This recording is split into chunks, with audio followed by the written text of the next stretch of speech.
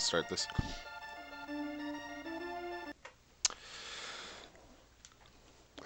All right, welcome to my DKC2 any percent speedrun tutorial. Why am I doing this? There are definitely a lot of really good resources out there for speedrunning this game and learning this game. DKCSpeedruns.com is a website that has all the leaderboards, a lot of tips, written descriptions, videos, really good videos for pretty much every stage in the game. So why take any time to do this? I just, well, one, I kind of feel like it. I'm kind of done trying a bunch of runs right now and wanted to do something a little different. Two, there hasn't really been maybe a good video series that I've seen, at least of people, to help people who are new, maybe don't really know too much about the game. The videos are really good for getting good at the game, like the videos on the wiki, but maybe not someone who might benefit from a little bit of verbal instruction. So what I'll be doing is going through the game, teaching a few different strats through each stage. I'll spend a little time on just some beginner routes through levels, some more mid-tier routes through levels, and then probably show off just maybe once on each level what the advanced stuff would be if I know any of that. So I guess without further ado, Diddy's Conquest. First thing to know is the timer starts when you choose one player. Also important to know is if you push down a lot on this screen, you'll get to the music test and you can change the music, and that's pretty important. Like you can listen to Swanky because that's needed. Arguably the best intro music is, where is it? Clubba, not Clubba, is Wrinkly.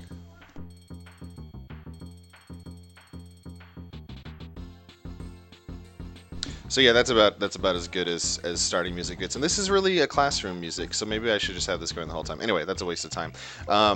One player is where it starts, so I'll have my timer going through this. It's obviously not it's gonna be read all pretty quick, but just to have something going on over there, we'll have it going. So you push go, start your timer at one player, and you're in. So you want to mash all the buttons. Every face button enters a level, so you want to mash all 4 of them when you're starting.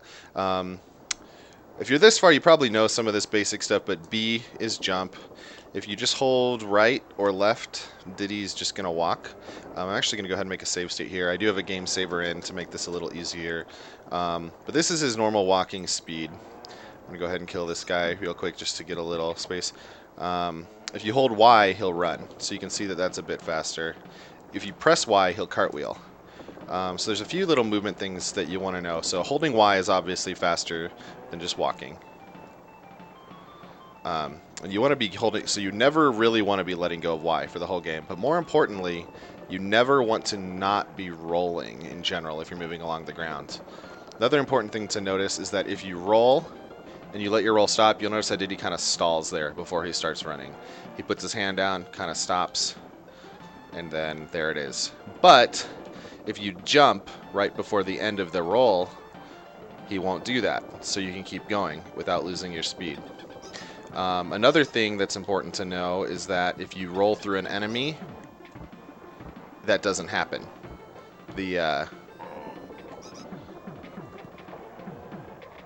The whole thing where he stops. So rolling through enemies every chance you get is also really important.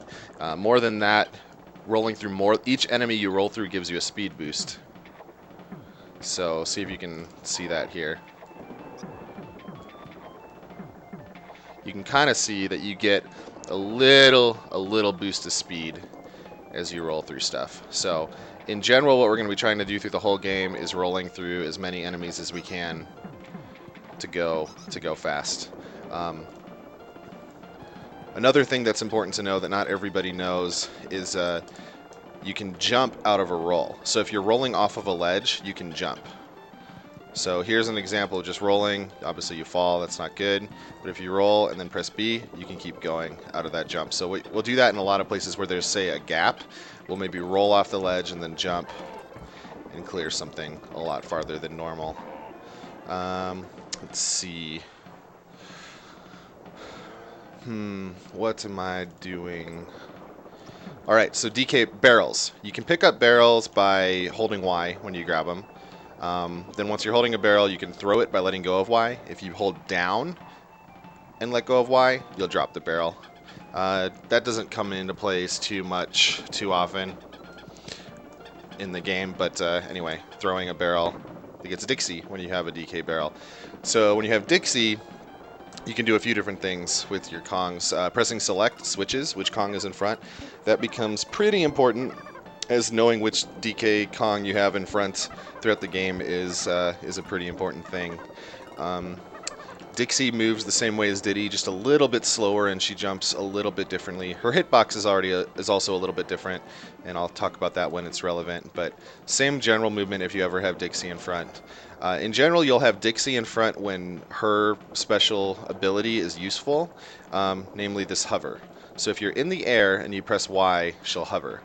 If you let go of Y, you will not be able to re-hover, so you kind of get one hover per jump. You can, if you roll off of a ledge, you can jump and then hover, and that's a pretty useful thing that will do a lot. She can also spin through enemies the same as Diddy can. What else is there? Bananas are useless. They don't mean anything except for fun. So yeah, that's Dixie. Select is important.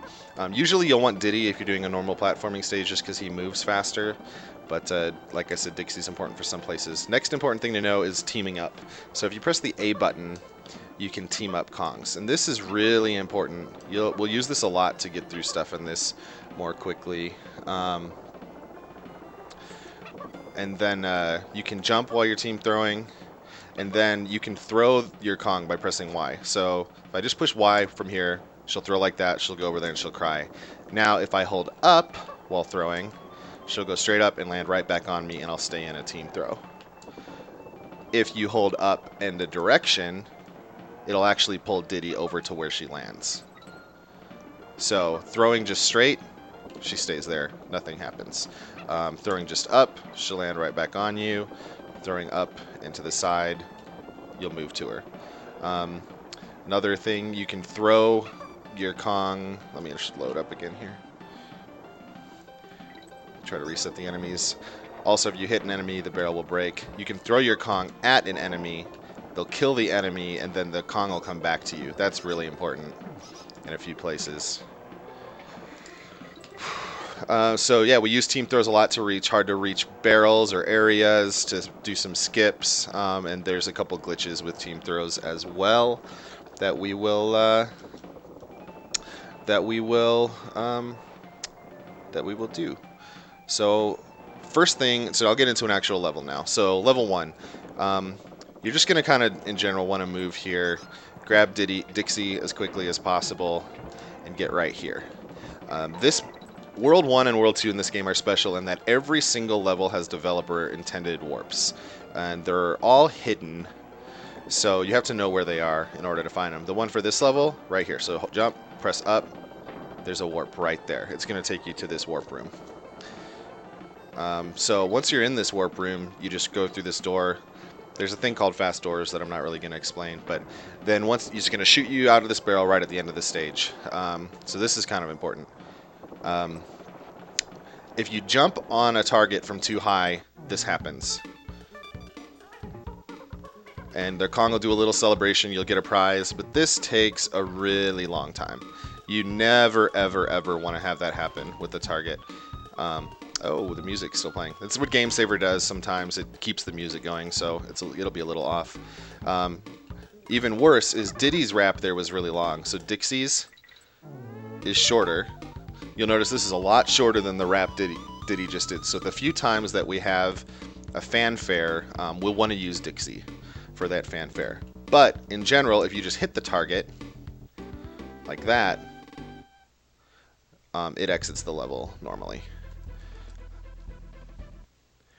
So what we're going to want to do when you exit this level is the fastest way to do this is you're going to shoot out of that warp, you're going to hold right, and then just tap Y, and you'll roll right off the barrel. So hold right, tap Y, you're off. Land, hold right, tap Y. If you just hold Y when you land, you're not going to hit it. You're going to have to jump, and that's a little bit slower. If you just hold right, you're not going to land on it, but quick watt right gets you enough momentum off the barrel to land on it. And that's level 1. So the whole way through, it looks like this. Of course, I have Dixie already, so it'll be a little bit different. You grab this barrel, jump here, jump up there, go to the warp, and roll through here. Go for fast doors if you know what that is, and then press right, roll off. Level 1. Longest level 1 ever, 8 minutes, pretty good. So Mainbrace Mayhem, level 2, it has a wrong warp, which is a pretty interesting mechanic that I'll actually just show you what that is right now. This would be the fastest way to do this level, which is not what you're going to want to do if you're just learning this game. In fact, I wouldn't recommend learning how to do this for a very long time. So that is a wrong warp. There's a lot of things in this game where you can use beetle clashing to get or various other methods to get invisible objects. And when you throw an invisible object, the game behaves strangely. It tries to throw an object that isn't there and associates it with a nearby object, in this case the warp. And when you throw an object that isn't there, it takes the object it thinks you're throwing, moves it to your position sometimes, and then sends you out of the level, which is nice. That said, you do need to be playing this on the 1.1 version. I had my movement a little bit wrong there. The 1.1 version of the game. If you need to know how to figure out whether you have 1.1 or 1.0, it's pretty easy to find on the web. The wiki I mentioned earlier, DKCSpeedruns.com, has that information. But yeah, that's a wrong warp. I'm not going to go into a lot of detail as to how this particular one works. But just kind of, you can get an idea here as to why this is faster. I'll show you the real thing in a second. So basically, I let go of Y, repress Y really quickly, and then clash the beetles to get the invisible object. But what you're going to want to do is you're going to just roll, hold left, and then jump right there to the warp barrel. You'll be up in the warp zone again. And now what you're going to want to do here is you're going to land there. You don't want to follow these down, or you're going to get the fanfare. Fanfare is bad. So just roll off the edge, go to the right, and then you'll just jump on it and hit the thing normally. So after you come out of the warp, like that.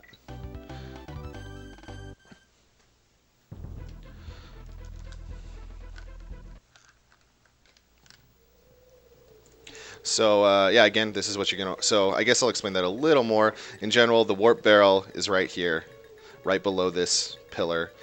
You're going to want to use that roll and jump thing I told you about. Let's get rid of you. So that rolling and jumping off of stuff is really important. There's going to be no other way. Hello, rats. That's not what I wanted. Oh no. Wrong save state. What am I doing? Wrong save state. So being able to roll and jump is important. I'm holding right, I'm holding Y to get enough speed, and then as soon as you go off this... Get away. As soon as you go off this edge, you're going to want to hold left and jump to get to that warp barrel. So again, so I'm going to basically hold left, and then when I sort of reach the low point of my... Like right before that. So if you go too low there, you're going to roll off and die, and that's obviously not good. But if you do it properly, you'll jump into the warp barrel. So start select. If you're ever in a stage and you're practicing, you can start select on a stage you've beaten will end the level. Next level is one of the most straightforward ones in the game, so I'm not going to really spend a lot of time on it. Basically, you just press A right away, jump on this barrel, jump on this barrel, jump, press up, you're in the warp. Be careful not to throw into the bonus. I have done that. Even recently, but it's pretty easy. Here, what you're going to want to do is hold down and right. So if you just press B, you're going to jump up. If you press down, you're going to fall. So that's what you want to do. And if you press down and right to get Dixie again, if you press down and right, you're going to end up right there. Okay, don't throw her in the pit. We'll talk about girlfriend abuse strats later. And then you could either jump on the target, or there's something called team goal swaps. You press select right when you're on the target. It'll switch Dixie into the front. And that's what you're going to want to do in that stage. Press select on the target. You want Dixie in front for this next level. In fact, you just want to try to get Dixie in front for the boss, and that's kind of what you're starting to set up here. A few ways to do this stage. The easy one is you're going to want to, as you're falling, hold right. You're going to end up on this ledge. You're going to fall down here, team up right away, jump as high as you can, hold up and right, and there's the warp barrel. Swim through this stuff, and then you're done with the stage. That's the easy way to do it. There's a trick called Lockjaw that's a little more advanced, but you can try to learn it if you want. Basically, by rolling off this ledge, well, how do I guess I'll save in there. By rolling off that ledge and then pressing the directions, you can actually do a roll jump into that barrel. I totally didn't do it right.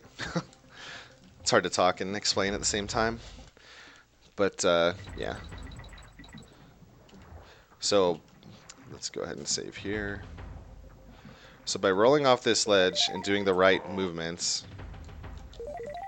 you can actually jump into that warp barrel without... So what I'm doing here is I'm pressing left and then right again and then jumping.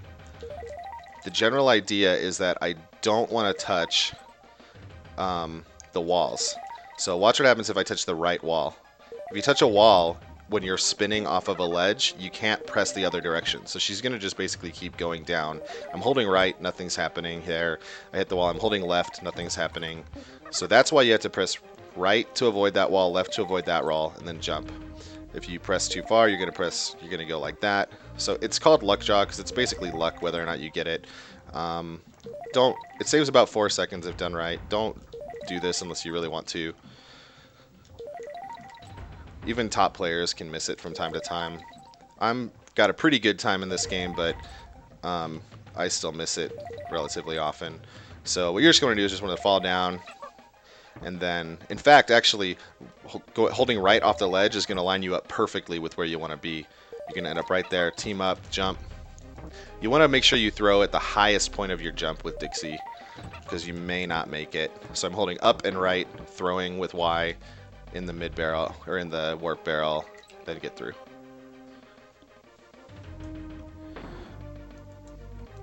And that's that level. So this next level is has one of the hardest wrong warps in the game. I will just show you that wrong warp if I can.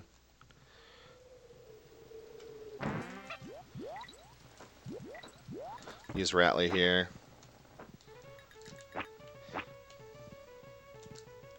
That's basically how it goes. Don't learn that. That was one of the many ways to do it. Definitely do not learn that. What you're going to want to do is this. So hold left, land off there, hold right, jump into that. So again, the barrel is lined up with the mast. Pretty easy to do. If you can do the one in Mainbrace Mayhem, which is the second stage, you can do this one. So then with Dixie, you're going to want to jump over. Be very careful not to hit the target, as we've discussed. Hitting the target will do this. And as you can see, that is a lot slower than just this. And that beats 1-5. So Krow is the most random boss in the game. We're going to have 2 eggs in the first phase that are going to be pretty much fixed. So stay as far to the left as you can, because Krow, Krow's going to go position himself on the very right side of the screen. So if I run, I'll show you on the next phase. If I run to the right, he's going to go all the way to the right and lose time. That's not good. So you want to stay far to the right. Once you're on the second phase, if you're just starting, what I would do, that's one fake, or no fakes, that's pretty good. Stay on the bottom and just wait for real eggs. That's a fake egg. You can tell because they don't spin as fast. There's another real egg, and that's how you beat Krow. couple more little, so let me just kind of show maybe a good beginner strat for Krow again, and then I'll show maybe a mid-tier kind of strat. So again, just jump on the egg once he lets it go, hit him, then he'll come back over and far to the left, minimize his distance, jump on the egg, go like that, and now just wait for him to drop a real egg. That's probably the best way to begin. So that's a fake, that's a fake, that's a fake.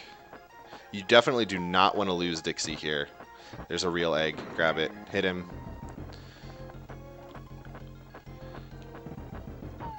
There's a real one. That's the boss. Now I'll show. This is probably how a more experienced player would do it. What I'm going to try to do this time is bounce off of the eggs to the right. So I'll face left right before I hit, and then hit Krow from behind, which shoots him back to his nest. Little bit tricky to learn, so not recommended for beginners, but not too bad. You team throw up, you jump away so you don't get hit, and now you try to land on the eggs to make them fall quicker. Once there's about 3 fakes, I get off the nest. Usually I reset at that point, unless it's a race, because you don't really know what to do after 3, because nobody practices it. Throw. Ooh, I didn't die somehow. That should have killed me, but there's another fake list, or no fake that second round. There's your 4 hits, and usually people split right when they hit the what are they called? When they hit the coin. So that's level 2. And so the really important thing is you want to have Dixie in front for all bosses. I showed you earlier the fanfare that Diddy does that rap. It's a lot longer than Dixie's. So you always want to have Dixie in front at the end of a boss, because you'll save 3 to 4 seconds that way. Crocodile Cauldron, excuse me, 2-1. You definitely want to make sure you have 2 Kongs coming out of Krow, so try your best not to get hit. It almost is worth resetting. Well, at the beginning, when you first start, it's not really worth resetting over anything. It's more important to finish a run. But if you do decide to keep playing, say I lost Dixie, that was a way to lose both Kongs, which is not what I was trying to demonstrate. So let's try again. Try again. So if you lose a Kong on there, so say Dixie got hit on Krow, there is a Kong barrel over here you can pick up. Regardless, you're going to want to end up at the start. So you're either going to want to switch to Diddy right away, or go get that barrel if you need it. You team up here, throw up there, team up again, jump as high as you can, throw, and that's where the warp is in this level.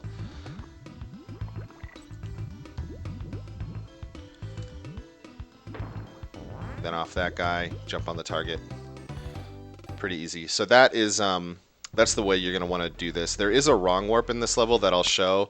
It's a really easy wrong warp, so if you want to learn it just to know a wrong warp, this is a pretty easy one.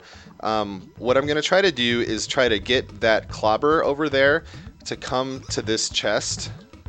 And there's tutorials out there on how to do this, so I won't go into a lot of detail, but I'm going to try to jump on the Klamber on top of this chest and pick them up at the same time to get an invisible object. I'm going to throw it to the left of this little divot, and then when I get into the warp, it'll shoot me out of the level immediately. So I'll just do it. So it's really important that you position yourself correctly, so you don't knock the Klamber into the lava. But that's the wrong warp. Other resources for that. But it saves maybe 3 or 4 seconds, so I really wouldn't recommend learning that, so you're probably at least have a 50 beat the game in under 50 minutes. But if you really want to, it's there. Kannon's Klaim is an interesting level for a few reasons. First thing you want to do is roll twice and get into this barrel. So now you can either go straight over here, take these up. I grab a TNT barrel, jump over those guys to kill him. Then you do the same kind of roll underneath to the warp. So basically the goal is to get to that warp as quickly as you can. But this stage is noteworthy in that it's our first place where a trick with the team up becomes useful. It's something called a big boy. So basically, remember how I showed you could throw a Kong, at an enemy,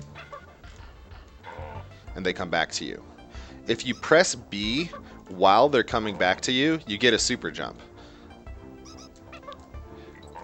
So you can practice this pretty much anywhere you want. Even in World Level 1, you can practice this, but just press B while they're coming back towards you. timing it wrong. I don't know what I'm doing here. There it is.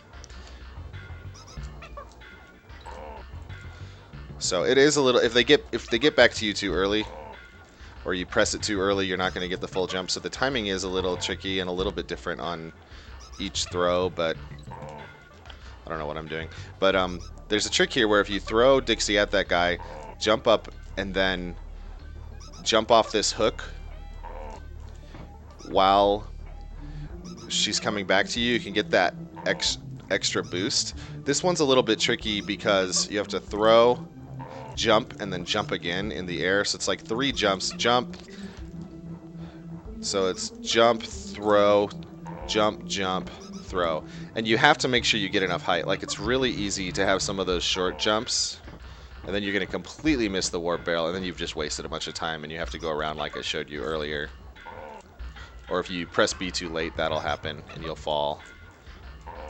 But if you're good, once you get consistent at it, that's pretty automatic once you learn it. So here you're going to bounce off of this guy. Do not hold B here. You do not want to land on the target. If you land on the target from that necky, you're going to get the fanfare. But then just... hold on. Now, as soon as you talk about it, you don't know what to do.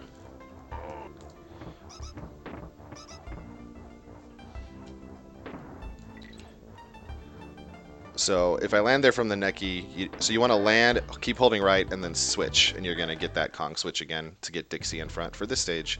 Lava Lagoon, really easy level. So you just basically go through here, jump off this guy, hover over to here. The warp is right there, right above the little place where the box juts out. Nothing too exciting. And unfortunately, this is the one level where that's not a boss where you have to take a fanfare, so very important to have Dixie in front here as well. Red Hot Ride, another pretty easy warp.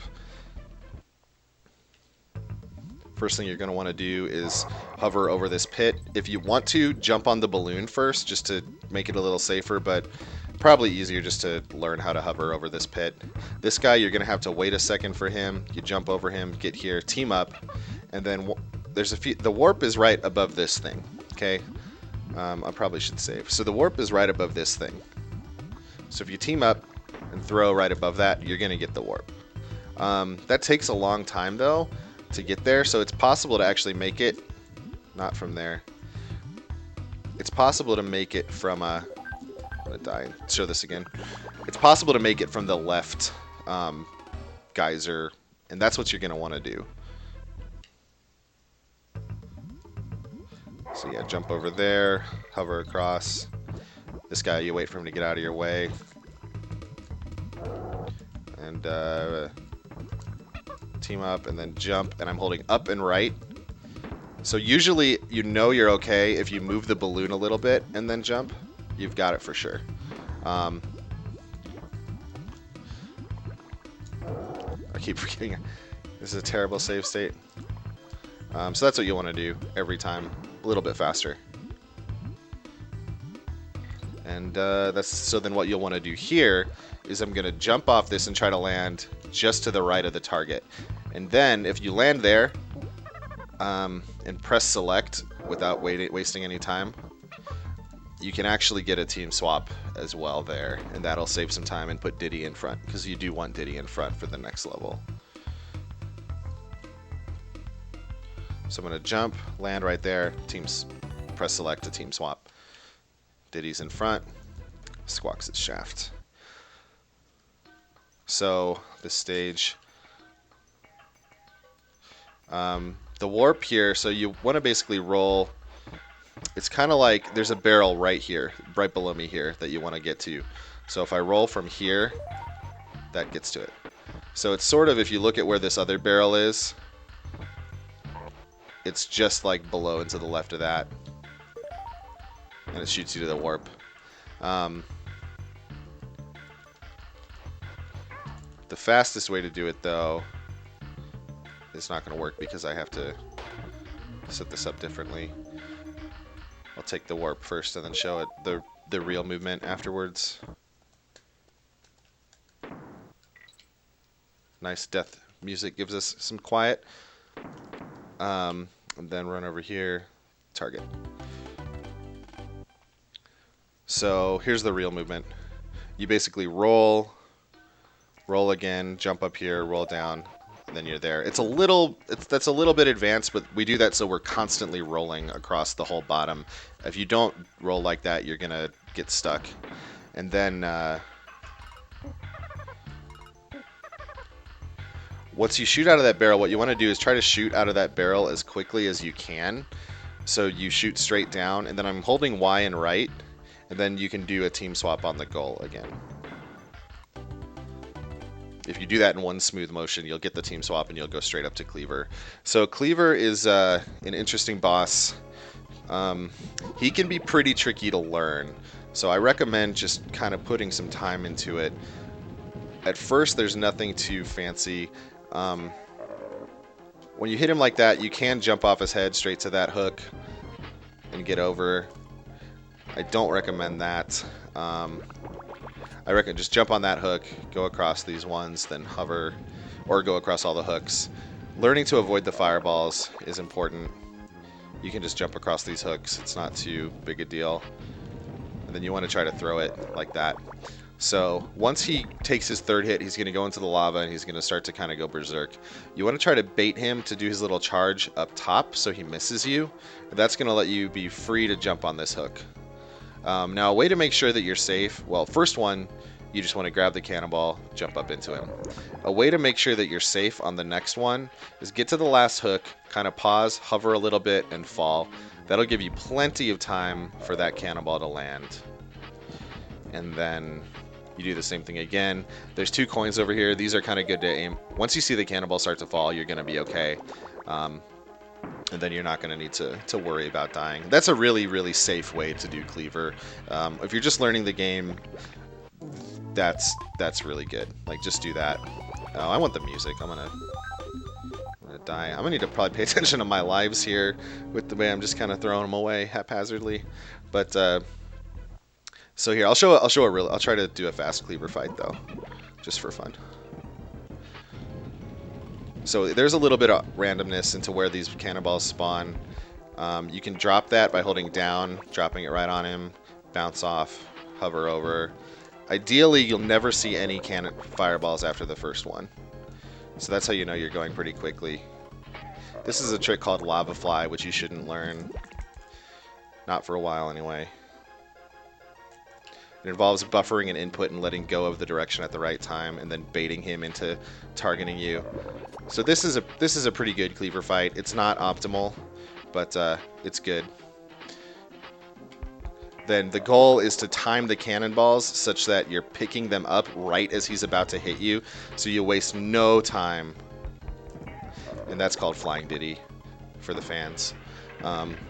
But all of that kind of stuff just comes with practice. There's other good Lava Fly tutorials out there, but it's a little more advanced than this.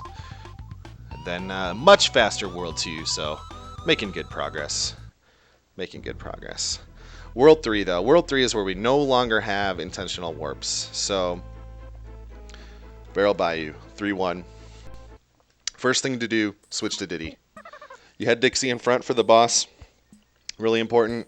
But you need Diddy for this. So, now that we're into the real levels, I'm going to kind of try to move through them just sort of generally. As tricky spots show up, I'll try to save state beforehand. If any interesting tricks, I'll try to save state beforehand too. But I won't try to just show every little roll or movement because that's sort of above this. So in general, you'll kind of move through, not like that at all, because that is death. I kind of get down there, then I roll through those guys. It's fast. Jumping over to here is a pretty good beginner strat. And then at the beginning, I would jump over that B to that croc for Rambi. There's a little bit faster way to do it with the barrel. You can do this. Hold left if you decide to do that. Then you get Rambi. So whichever way you decide to do it, you end up on Rambi. Now Rambi, he jumps, you push Y, he does this, but he has a charge. By holding A, actually let's go ahead and load. going to go the other way just to kind of show it. By holding A, you can charge like that, and he keeps his speed as long as he doesn't like go in a barrel or something like that. So yeah, he's pretty fast. So when we have Rambi, we definitely want to make use of that speed for as much time as we can. And we do that here by holding A and then jumping immediately. He's going to keep going, jump on top of this B, hold B, and you'll end up in this barrel. Shoot to the top right, bottom right.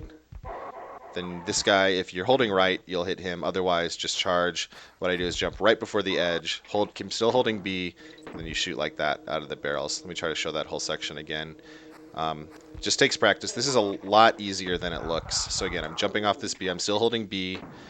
Top right, bottom right, shoot. Charge again. Jump before the corner. Hold B off the cloak. Shoot to the right. You're at the mid barrel. Here, then you charge again. Jump off that barrel.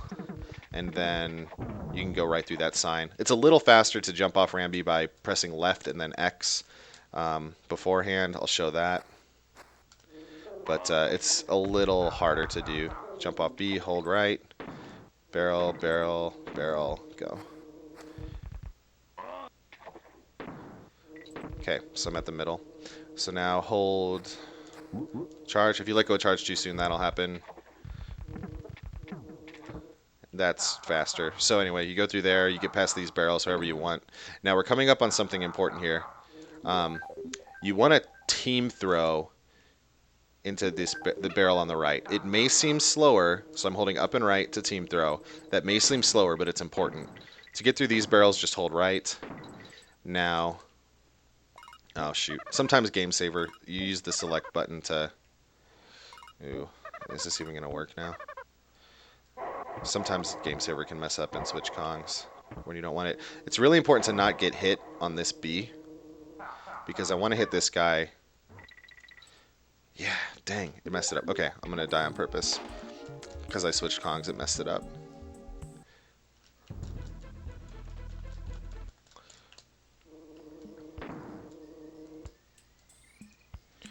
Now I don't have Rambi, so got to go a little slower through here. Alright, so we're moving through here.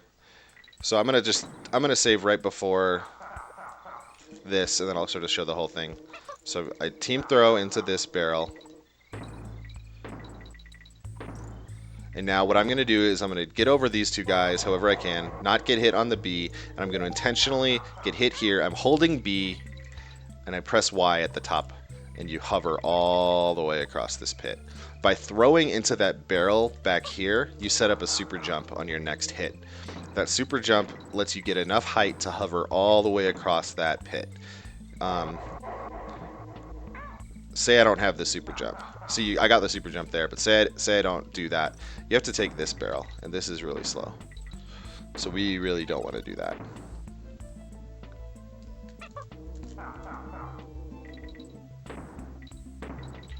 But what I'm doing then is I'm holding B. I'm going to hit the cloak on the right side, still holding B. Press Y right at the top. Kind of what I mean by right at the top, I'll explain in a second. So keep holding B all the way through the cloak. Oh, don't forget to team throw when you load your save state.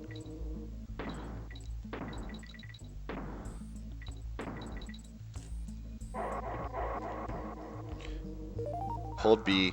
And so watch how the screen moves. You can see how the screen moves with Dixie's position.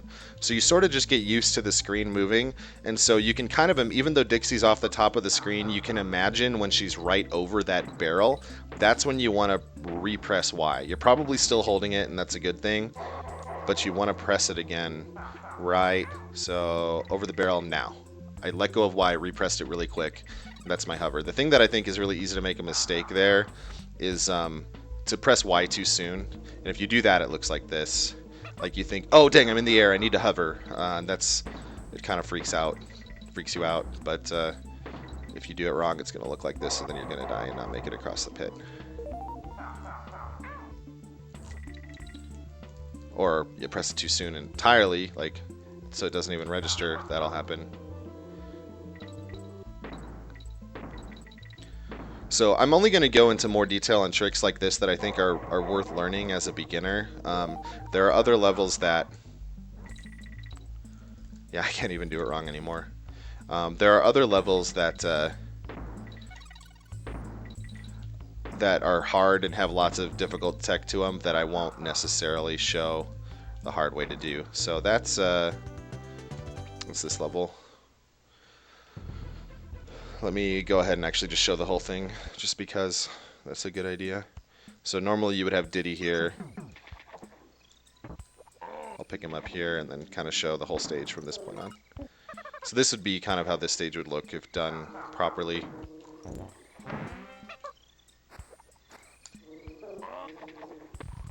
Jump off the B, hold right, shoot to that one, bottom right. There we go. Same thing here, hold right, shoot quickly to get to the middle, jump off the barrel.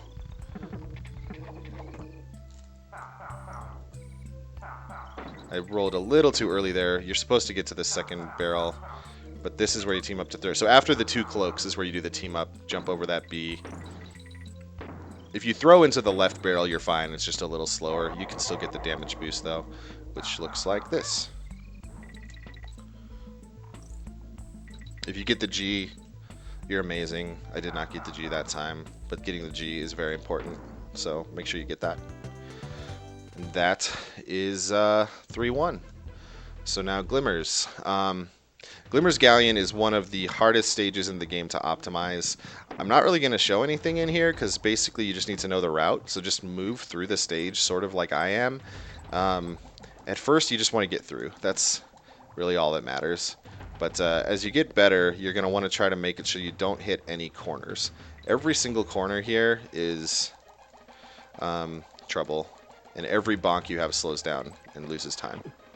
So that quarter I just went through, stay on the right side, and those lockjaws won't get you.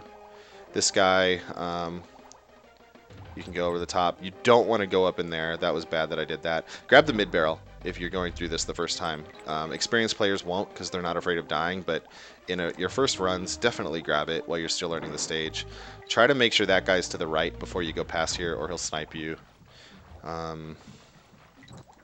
Go up through here, but even if you get hit before that, it's not a big deal. This guy is there. Then you don't want to go in here. You can make it over that guy without going in there. Then you go down around here.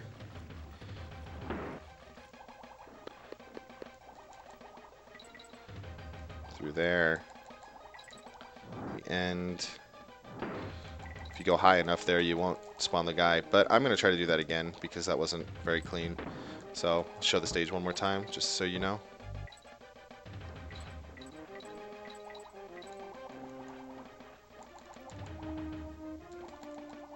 Ooh, that was weird.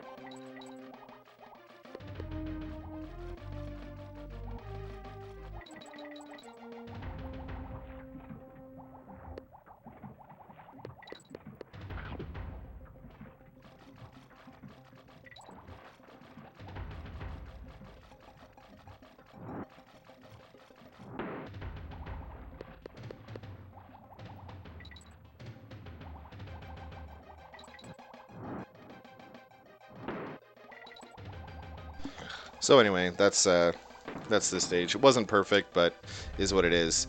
Land on this barrel and then just walk off, and you're good.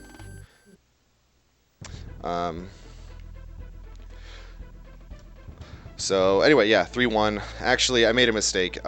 Make sure you switch underwater to Diddy before you exit that stage. Switching underwater is faster than switching on the ground. So in Krockhead here, I'm going to switch to Diddy to start, but I should have had Diddy in front already. So make sure you have Diddy in front, leaving that other stage. Now, Krockhead is the first major difficult level in the game. I'm just going to kind of roll through it fast here and show kind of what it's supposed to look like done well.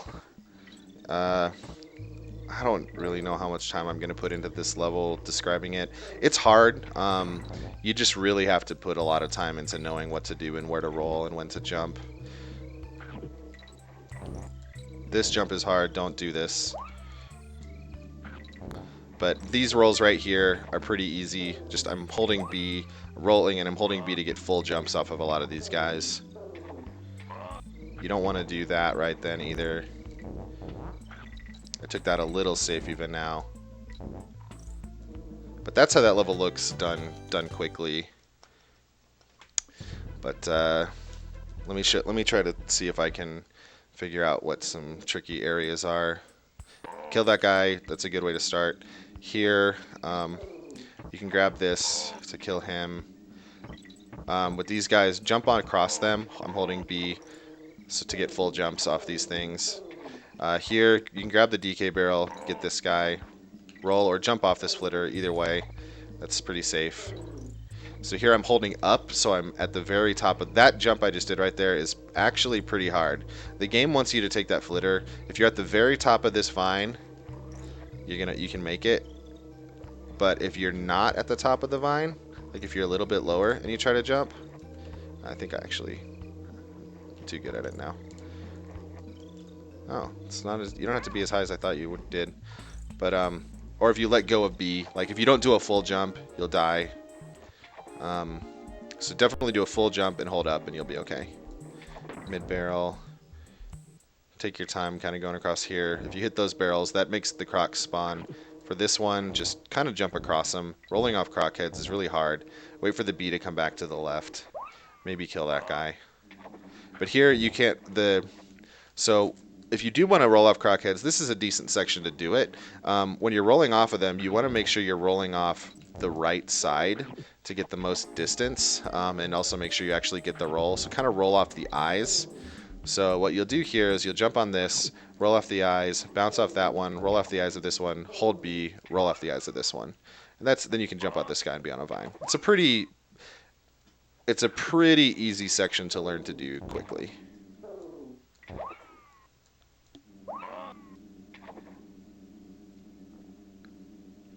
And then, yeah, so just bounce across these guys. Sorry, chat, I'm not really reading too much. I am streaming this. Not really looking at chat right now, though, so I'll try to read it and see if anybody has anything to say. Definitely say it, and I'll be sure to mention it. Sylvite mentions that you want to make sure you're on the right side of the vine when you do your jumps there earlier, as I was describing. So this one, don't do the thing I did where I bounced off of that guy and straight on there. Go down here, get to the right of the barrel, and jump on this. Just jump across these. It's actually not that unsafe to do the roll off the croc there too. I think I'd recommend maybe putting a little work into that one early. Oops, so you're here, and now jump, roll off this guy to that one. Do not try the rolls here at the end if you're just learning. They're pretty tight. And don't say, I mean, I know some top players who don't even do that stuff every time.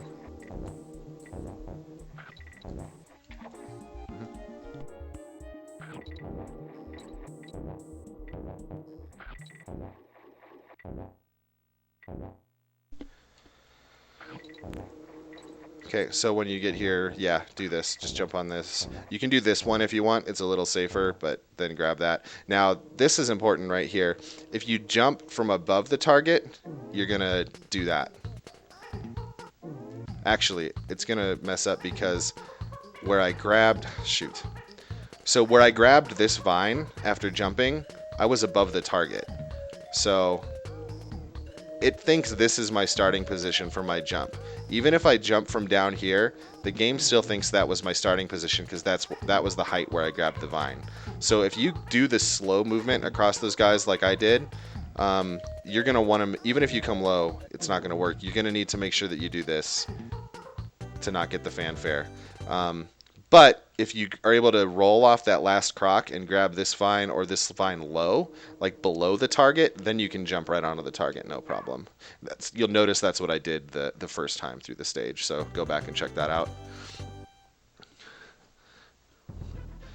All right, so that's Krockhead. We call it Crackhead because obviously it's bad for you. Rattle Battle. This is going to be our first stage where we transform into an animal buddy, and it is Rattley. So Rattley has a bunch of stuff going on. He, first off, moves very, very slowly when he is on the ground. You never want to be on the ground, but if he's in the air, he moves a lot faster. If he's in the air and you're holding Y, he moves really fast. So our goal in this stage is going to be to minimize the amount of time spent jumping. I won't really spend a ton of time here because there's a lot of places that are a little bit tricky, and I'll kind of call them out, but it's really something you just have to get a feel for. In general, this stage, the more consistently you do it, the better it's going to be, because if you get off, I'll kind of talk about it as I go, and then I'll maybe come back and do it again, but the more consistently you play, the less likely you are to have trouble. But as soon as you get off your movement, Rattley has a really bad hitbox, which means that sometimes you think you're jumping or landing on an enemy and you're not. Sometimes you think you're going to hit an enemy on the side and you bounce off of them, and it can just really throw you off. So the key here is whatever you decide to do it consistently. I'm already making a lot of mistakes that I'm not used to, so I have to kind of adjust to it on the fly. But generally, this is going to be good movement through the stage. So what I'm trying to do here is bounce off every enemy I can. There's a DK Bro right there. If you get hit by that guy, which is pretty common, grabbing it's a good idea.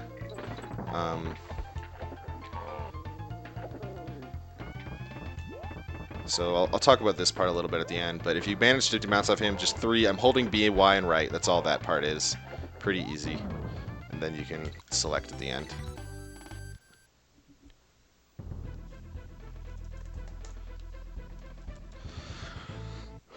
So let me go again. Rattley. So I'll try to save before tricky parts here. The beginning isn't too bad, so you jump right away, keep jumping, stay on the ground as short as possible, jump off enemies. The trick here is I know some enemies you don't want to hold B the full time, like you want to let yourself start landing sooner. Other enemies you want to maximize your B jump. Honestly, the only way to do that is to just watch a video a lot and see where a top player lands on each enemy. I'll probably do it once more so you can kind of look for it, but everything till now is still pretty straightforward. Just kind of get through. Even if you maybe go a little bit slower or have to bail out, you can. You'll put a bounce off of this B. That can be tricky. Pause a second to make sure that guy gets low enough that you can bounce off those 3 guys. This part coming up here is a little rough, as this guy's position isn't always constant. I know some people have recalled him an RNG guy. I don't believe it's RNG, but his position like that guy right there. Sometimes you land on him, sometimes you don't. I haven't fully figured out what affects that, although I know there is. Like there I got him. Some consistency. Another thing that can really happen pretty common here is that you can land on him and then you end up getting hit by that guy. So that brings to mind another thing that Rattley can do. He has a thing called damage boosting. So if I get hit, you can actually jump again shortly after you get hit. So watch me. Let me try actually just hit this B. Not like that. Not like that. Not like this. So I just got hit. I was falling in that pit, but since I took damage, I can jump out of it, which is kind of a neat thing that you can maybe use to save yourself sometimes with Rattley. Another thing that's cool with Rattley is if he's walking off of a platform, he can jump in midair because he's a boss. Oh, I didn't mean to do that, and I died anyway.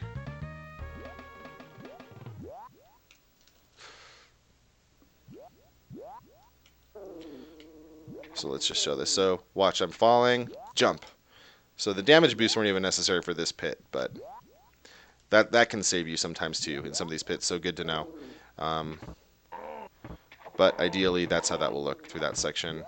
Bounce across, grab the mid barrel, grab that if you need it, jump off over that guy, try to jump off this guy, and now right here, you're going to land, and there's going to be a guy jumping over me and a barrel coming right at you. So go a little slowly through here maybe the first time, get a feel for this barrel coming at you, bounce across it. But once you know what you're doing, it's not too bad. What I'm going to try to do here is get off this B, basically hit the ground, and I'm going to do a short jump, an immediate jump, bounce off that barrel, hold B. And if you hold B too much there, that was one of those places where I needed to let go of B a little bit earlier. Thought I was going to get hit there. You silly rattlesnake. He doesn't even have a rattle. What is this game? So this is a little bit tricky to do. You want to jump off the right side of this guy, right side of this B, and then kind of slide off that crate. I don't get that DK barrel anymore if I get hit, but it's there if you want it. A lot of times when I go for that DK barrel, I end up getting hit again anyway, or I'd fall in a pit and die, so I think it's cursed. But it's up to you.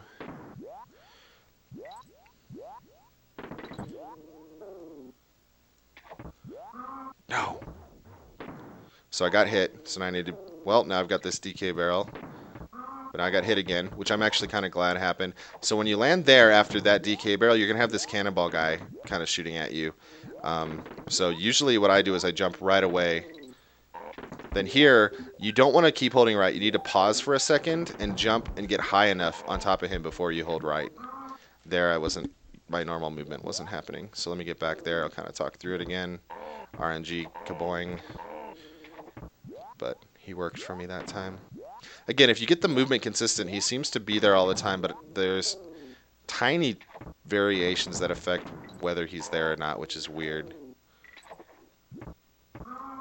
Okay, got hit that time, which is okay.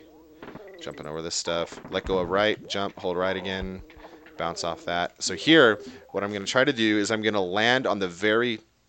What did I do? I start selected out because I saved from being start selected. All right, we get the music back.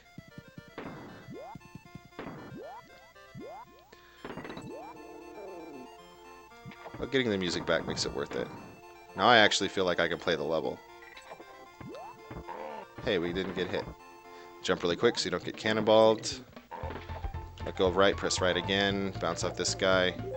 Okay, I'm not going to save state this time. I'm just going to... Well, I'm not going to pause save state. So I'm going to jump to the very left of that barrel, give him a second to land, and then try to jump on that guy. You actually want to jump off the back of him. It's thrown off entirely. Actually, yeah, my screen scrolling is off here, so... There, you bounce off him. So ideally, you want to clear him, and then you can jump right away. But this section, if you're not used to it...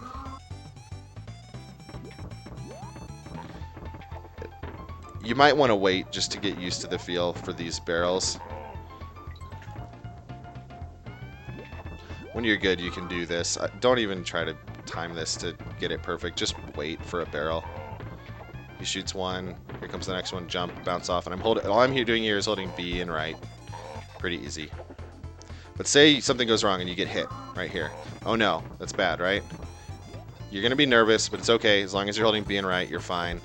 But when you finish the level, very important that you go over here, grab this invisible DK barrel. That is a thing. You will want to grab it. Then you get on there and have Dixie in front.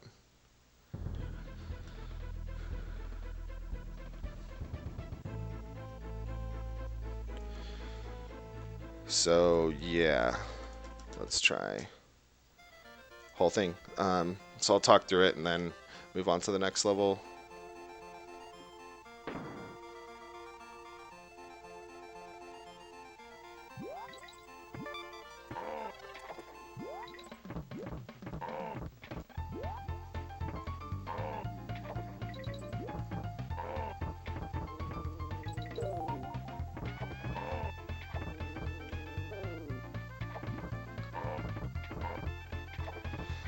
Just bouncing along. So here, coming up on RNG, kaboing.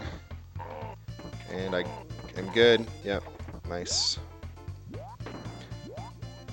So again, every single one of these jumps, I know when to let go of B, when to let go of right, when to hold right the whole time. I don't think I've let go of right yet, honestly. Full jump, short jump, jump really quick. Jump there, let go of right for a brief moment. Jump over, still holding B, let go of right real quick. Press it again, jump right away. Yeah, I only let go of right twice in the whole level. And I think that's what you want to do.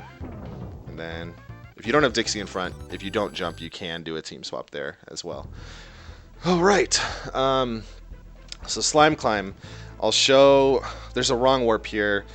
There are some good, I'm not going to go into a lot of detail on the wrong warps. I would recommend learning this one though. There are some good tutorials for this already out there, but in general what you want to do is swim up, press select, jump out of the water, and that's going to give you a super jump. By basically switching under the water, you get that super jump, and I'm holding B this whole time. Then you can jump across these. It actually doesn't really matter how you move across these as long as you're okay. It does matter here. You want to get to this, spawn this right beetle, get him loaded fully before you start moving left. Then you do a clash here. Dixie clashes are really easy. I'll talk about it in a minute. But then by throwing about there, you get a wrong warp. Definitely learn that. It saves a lot of time. Again, I'll show it again a couple more times just so you can see it, but use the wiki to learn this. And the reason this works is because by holding B here and doing this super jump, you actually cause the trigger that makes that water follow you up not happen. So now I've spawned this guy. Oh, I shouldn't have jumped on him. That was not smart. Still got it. I don't know if this is going to work now, though. Oh, it did. So in general, movement is usually pretty important with wrong warps, but this one, if you're going slowly, you're not likely to mess it up. So that swap at the beginning there is a tiny bit tricky. Basically what I'm going to do is I'm going to immediately swim up, press select, and I'm holding up and jump right away with Diddy. That's how you get that underwater swap. So again, roll into the water. I'm holding right and up, and then I press B, select. So kind of right when Dixie's at the surface is the timing, if you do that all in one pretty smooth motion. So roll off, holding right up and press B, select. He can roll sometimes, that's okay, as long as he doesn't get hit. You're holding up and jumping with Diddy to try to get him out so he doesn't get munched. But even that's okay. And then even if you're not good at ropes, see, like this water is following me. That's why we need to do the super jump. Because if you don't do that, the water will cover the bonus, and then you're not going to get the wrong warp. This one saves a lot of time, though, because this is the first wrong warp in the game that's not in a level that has an intentional warp. All the other wrong warps I showed are in stages that have warps that you can... So they're saving 4 seconds. This one saves like 30 plus. But so, let's say I do the wrong warp incorrectly. I do the wrong warp. Huh. It'll be something like this. So, everything good so far.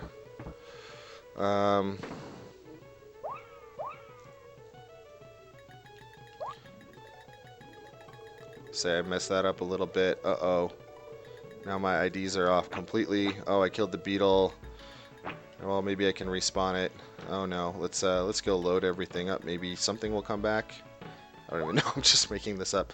Okay, so now I'm in trouble. I can't do the wrong warp anymore. So what you have to do is you have to do the whole rest of the stage with just like this. So I recommend Diddy. Jump here. This isn't the best way to be doing this, but it could happen. I mean, it's definitely a real thing that could happen. And if you're just learning, you probably don't want to reset because of this. Careful of these bees here. Maybe this bee, wait a little bit. There's 2 more there. Stay up on the left. I'm kind of making this up because usually I have another super jump that I do through this part. But this is what the level looks like, if you need to know.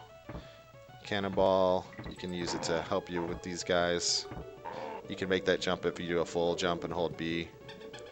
Now, really important... Is there an invisible barrel here? I don't know if there is. Really important here that you don't fall because the water is gone and you'll lose a ton of time. I'm going to try to not hit that target. because if you do, you get the fanfare. But honestly, at that point, just the fact that you survived is good. And like I said, in your first few runs, you're gonna mess up wrong warps, and it's not a big deal.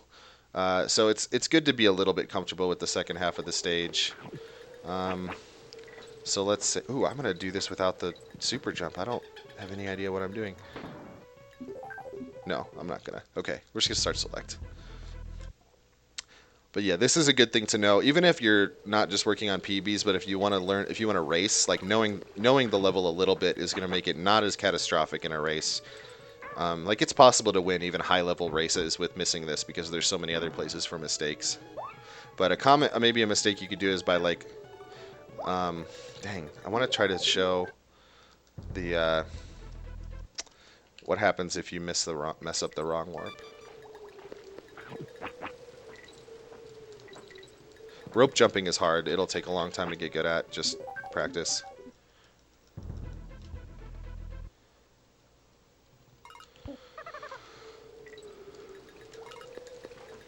Oops. Okay, so get hit holding B. Oh, I let go B too soon. That's what happens. Okay, so I'm up here.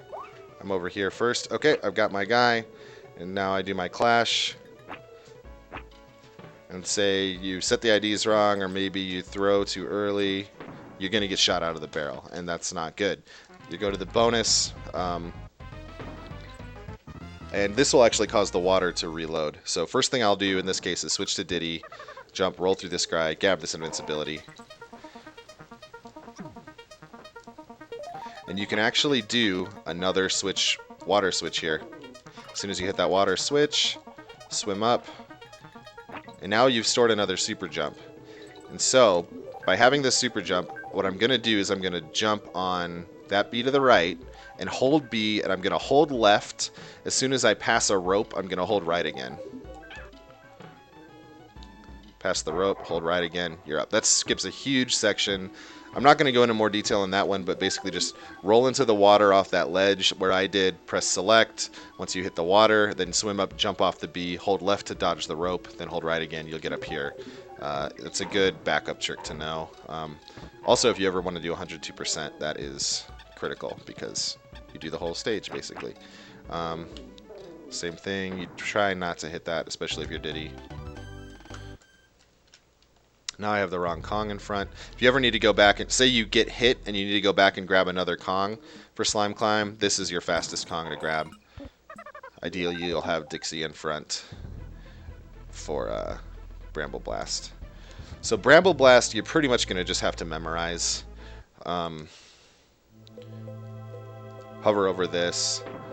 There's things called quick shots, like that one right there. That barrel was already facing the direction I wanted to go. There's another one. There's one right here that I miss a lot, but I got that time. This is the route. That can happen. If you get hit, you're dead. You should just shoot yourself into the bramble.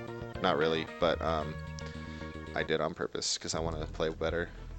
If you don't want to go back and get the other Kong for some reason, there's one up to the left here that you can grab. Isn't going to lose too much time. It's weird to have Diddy in front here. I'm not going to be able to show all the tricks, so let me actually do that. Try to get to the end with the correct Kong order. So you might die a couple times in this stage.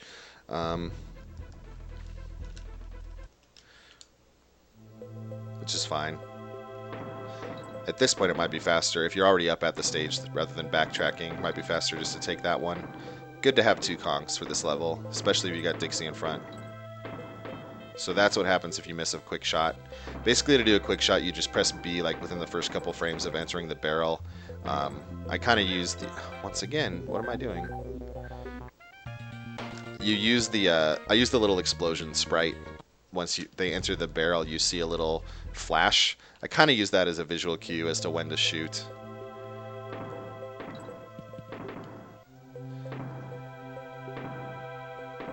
I need to get hit again.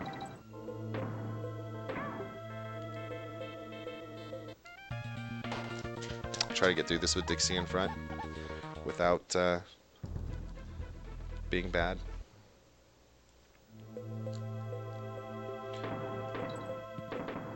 Hey, save state. How about that? You can actually use the game saver for what it's intended to be used for. Not dying. Cheating your way through the game, that is. So yeah, shoot down here. This is the first tricky maze, but again, just memorize the shots. You can do quick shots on these guys. It's a double quick shot, which is a little difficult. Don't know why I shot to the right there. Last quick shot is that one. Now we follow the bananas. So after this one, you can either dodge that barrel or just land in the barrel up there. It'll then just have it shoot you straight down. Hold left here so you don't hit that top barrel. You can still hit the mid barrel, it won't lose you time. But next we have a trick coming up that's a little damage boost that's pretty important. So if you don't do this damage boost, this is what this section is going to look like. It's kind of slow to go around this bee. This is something everybody can learn, so I would recommend learning it. After you shoot out of this, hold left, jump up DK barrel, hold right, and then shoot really quickly to get through that bee. And that's a lot faster. And also puts Diddy in front, which you want. So what that does is basically the invincibility frames after taking the damage are still active. Oh, you can get the N, I guess. Unless you get through that B. If you're too slow on the shot or the movement, like say I do something like this, you'll get hit. So you do want to be, it's not really precise, but if you're slow or waste any time, you will get hit by this. After this, shoot straight up, hold left. When you shoot up through that one, when you shoot up from that one right after the one up, you want to make sure you're holding left. So that one straight up, hold left, get through here. So now we're coming up on something called Vine Clip. Vine Clip is another big boy, team throw double jump like the one I showed earlier. You should not learn this. It looks like I've not been good at this lately. I go through cycles where I like never miss, where I never hit this, or I never miss this. And right now I'm in a never hit this. There we go. That's Vine Clip. Basically what that is by getting a precise big boy and then having pretty precise movement and hitting the right pixel. You need to get enough height off your jump and then hit the right pixels, like window. It's pretty small. I don't know exactly what it is on those vines. You're able to shoot through that. And if you're too low or too high or in the wrong spot, you're not going to get it. And if you do get it, this is how the rest of it will look. You can team swap there. But this is a beginner tutorial, so we're not going to do that. Jump off this guy, do a roll right here, and now roll through these guys. And now what you want to do, team up. There's a couple ways to do this. Easiest way, I'm holding right. She gets on this, you'll jump right into this barrel, and you're basically done with the level. So, again, just jump up, hold, throw up and right, and you're gonna get there, no problem. Come on. So do that. There is a super jump that my save state won't let me do, but it's not that much faster. Then you can get through the end like this. And you've still got Dixie in front, which is what you want. But maybe you got hit and you have to do this part. This is called the Maze of Shame. And it is very shameful, and you should feel bad if you come here. I come here a lot, so I feel bad a lot, but it's okay, because you should feel good, because you're listening to this music, and it makes everybody happy. Anyway, so any of those three ways, whether you do Vine Clip, the backup, or Maze of Shame, that's what you do. So Kudgel is a boss that has a quick kill that I'll kind of show a little bit of what goes into it, but there's no way you should ever do this. So basically, the way what you want to do is he's going to land 3 times. You want to jump right before he hits the ground. Don't get hit. So he starts coming down, move, And the quick kill involves positioning yourself 1, 2, 3, 4, 5, 6, and then hitting it back with your hair. That's really not something like you count the number of times Dixie's hair bobs. I'll show it again on the next throw, but it's really silly. Don't learn it ever. 3, 4, throw back. Yeah, it saves maybe 2 seconds over the course of the whole boss, but if you drop any one of those, you lose 10 seconds because you have to do a whole cycle again. So what you should do is grab the barrel, run to this flower, and throw it at him. Like, this yellow flower is safe. Like, so after 3 hits, he's going to start doing this jump at you thing. He's going to jump to your position, so what I kind of try to do is bait him into the right corner, then move out of the way, run over the flower. As soon as he starts to fall, you can kind of start to let go. So start on the left. He'll jump on you, move, jump right before he lands. Same deal. So, say you drop a cycle. Uh-oh, now he's going to do that same cycle again. If you're on the ground when he jumps, he's going to do that. You're going to get stuck. So, or if you're on the ground when he lands on the ground. So you don't want that to happen. And then one more hit. Last one, he moves a little bit quicker, so 6 hits total. Same deal. I'm going to grab this, run over to the flower, turn around, throw. And that is Kudgel. And that is World 3. How bad are we?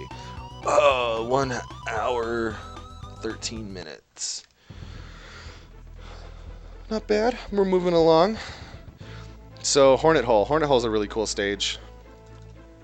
It's probably Dixie's best platforming level.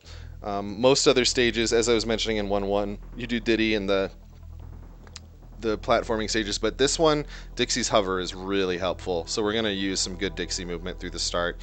Just kind of jump where I jump, roll where I roll, and hover where I hover. To get off of Honey, to jump off of it, you need to hold away. So I need to hold away from the wall, so right. Here I need to hold left. So that's a slow way to get up there. But if you just jump to the if you hold left and then press right again right away, you'll kind of jump around that ledge. So it's going to look like this. Honey jumping is difficult to do quickly, so as long as you do it at all, at first you're going to be okay. This you can actually make this, even though there's not really any honey right there, you can actually stick there. So when you're coming down this ledge, you'll roll, jump like that, and then jump up. Ideally, you make this up in how many? I think it's 4 jumps. So 1, 2, 3, 4. You're up top. Hover through the sky. Roll here. And this one, ideally, you make it up in 3 jumps. I did not. Let me see if I can show what that looks like. So 3 jumps would be 1, 2, 3. Then you grab this DK barrel, jump on this spiny. Dang it! I'm at the beginning of the stage. So what I'm going to do when I get back to that part is grab the DK barrel, jump on the spiny. And then I'm going to keep, once I land on the spiny, I'm going to keep holding B. The damage boost will also give me a super jump for some reason that I don't understand. I did too many jumps there. So 1, 2, 3. Hold B. Now hold up and left and you get on that hook. If for some reason you don't make the hook, that's okay. Just team throw to the hook. You're going to get the spider. There are 2 ways you can do this end section with the spider. I'll show you the slower, probably easier way first. Grab the mid barrel, definitely, and kind of blast your way through all this. Spider's safe. Okay, wait. Spider. So you push A, he makes a reb. You push A again, it turns into a platform. So if you hold a direction like up, it'll go up. This is how the game wants you to make things. Press Y and he'll shoot to attack webs. But L and R, and I'm pressing R to do this. Now I'm pressing L. Now I'm pressing R, and then L. Now I'm pressing A and L, R, and A. I mean, you get the idea. If you press any 2 of those buttons at the same time, the game doesn't delay the check. Like right there I did R and A. And you get an instant platform. So naturally you've got 2 fingers up top. They're not really being used for much. L and R, same time, you make a platform right where you are. Now if you wait too long, it'll be after Squidder's falling. So if you do that any time while Squidder's jumping up, you're going to get an instant platform. Really nice. 9 minutes behind PB. So what you want to do is just kind of play around with this. Get used to making instant platforms. They're really important for good squidder movement. And even in this kind of slower version of this stage, you want to use these. So platform there, avoid that bee. Now I'm going to kind of go through all these guys. You can also hold up to shoot webs here. If you get hit and you lose squidder, it's level over, so don't lose squidder. Kill this bee. You can either here, one way to do it is make a platform just if you don't feel safe. You can push up or just make an instant platform. Get good at it. Hold down here to blast these guys. Fall down there if you want the DK coin, but you don't want the DK coin. You go in here, this shoots you all the way up. Hold left at the top. Blast these guys. Blast him if you want. Don't lose squidder or you're dead. I lost squidder, so I'm dead. Let's just do all that again. I won't be as annoying. I haven't done this with squidder in a long time. So this is going to be your safe route through the level. Whether you use the instant platforms or not, it's easier than the other thing. So this would be like beginner level. Squidder is still going to be faster, I think, taking the detour to get him than it would be to... So then you're shooting here, then it would be to not get him and do this with Diddy. So blast that guy, and then do a jump, press X to Yoshi Squidder, bye-bye. We're done with you, Squidder. Just jump up this honey, and you're good. But now, much more interesting than that, is the mid-level strat, something called Scrolly Scroll. Actually, a damage boost there is faster, but don't worry about it. So Scrolly Scroll, what I'm going to do is I'm going to jump here, kind of get up there. Now there's this bee hanging out. Kill this bee. Now put a platform right there. So the easy way to do it is just to press A and then line it up and then press A. So kind of have your webs in this setup. Get yourself where I am using instant platforms, then do a little hop. And what you want to do here is jump on this and press X. So notice how I'm on the spider, I'm on the web, and I'm on the hook at the same time. When I jump, the game's now going to freak out. It's not going to know what to do. So I'm going to do a big jump to the right, press X to dismount, and you're going to see the camera do some crazy stuff. So now the camera basically doesn't know what to do. It's unlocked. It's pushing me really hard. And that is something called Scrolly Scroll. I will show that again. There are other tutorials out there for that. In general, you just kind of, once you learn that, you have to just kind of team up. Learn how to team up and learn when to jump and when to throw. It's kind of a feel thing. So let's try to show that one more time.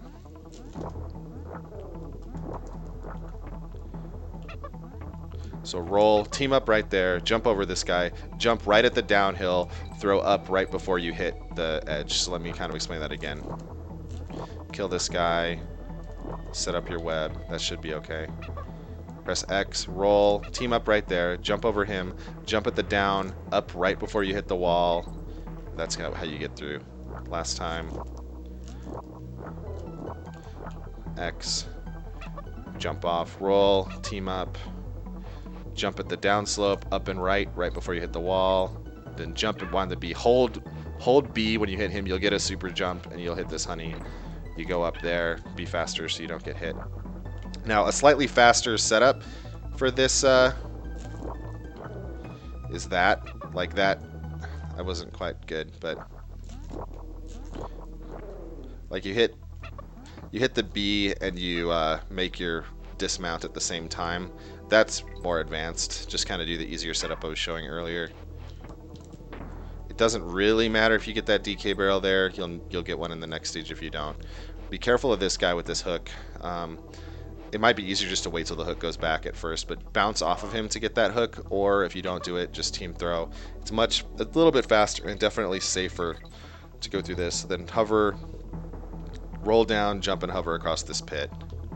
If you hover right there, you'll be able to land on the ledge and do a team switch to Diddy. Either way, put Diddy in front for the next level.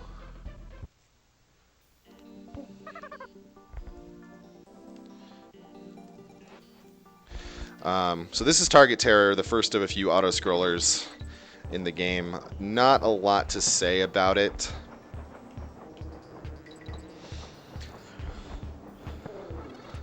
not a lot to say. Just don't die. Jump over those guys. You just gotta play it a few times. Learn the game.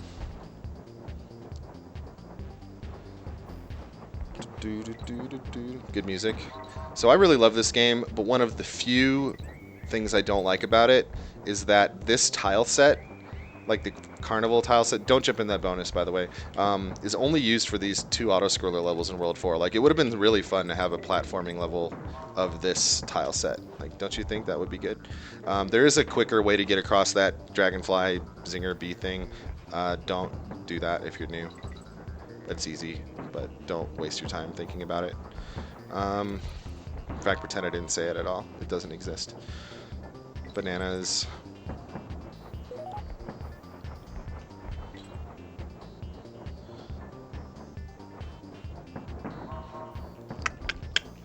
Yeah. So the only really noteworthy thing about this stage is that the most important item in the game is coming up. It's called Swag Balloon. You need to learn how to go for it. It's pretty soon. So after this jump, there's an X. I'm gonna get it. That barrel, that balloon. So basically what it is you see how there's those pillars in the track? I'm on top of one right now, and there's one just to my right. For Swag Balloon, just if you jump and do a full jump, like right at the right side of the pillar before the X, you'll get it every time. Just go back and see what I did. But make sure you learn Swag Balloon because it's important.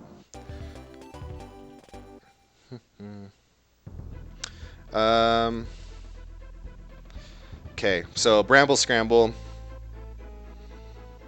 is one of the most difficult wrong warps in the game. I'm not going to talk about how to do this. Don't learn this right away. I take that back. There's no other reason to do the rest of the level, and this saves a ton of time. So maybe learn it. You're going to spend a lot of time either learning this level or learning this wrong warp. The level is probably easier to learn than the wrong warp, but if you want to get good, you want to learn the wrong warp. So you kind of just have to decide what you really want to spend your time on. There are other tutorials. I'm not going to go into how to do that. If you really care, ask in the Discord. If the IRC still exists at the time you watch this, ask in the IRC. But if you don't want to do the wrong warp, you can kind of do the level like this. And it's been a while since I've done this, but I'm going to try. I'm going to show the 102 version because I don't really know. So if you get hit along that path, grab this DK barrel. Good safety. Stay down to the left here. You won't get hit. Try to kill all these guys sort of on your way. Hit that cannonball. Hit that guy. Now kind of go up on the left side and shoot these. It'll be pretty easy. There's a neat trick here called signpost skip that isn't actually faster, but it's about the same. It's my preferred route if I do the stage, so I'll show it. You go up here, hold up, keep the sign off the screen. By taking damage there, you're able to hug the brambles, and by hugging the brambles, I scroll the sign off the screen. So if I take damage, then I go too low, I'm gonna spawn the sign again. So you just have to make sure you keep holding up, and then your squawks, and you can actually go through this whole section really quickly.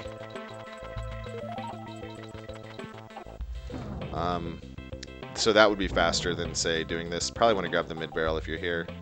Squitter.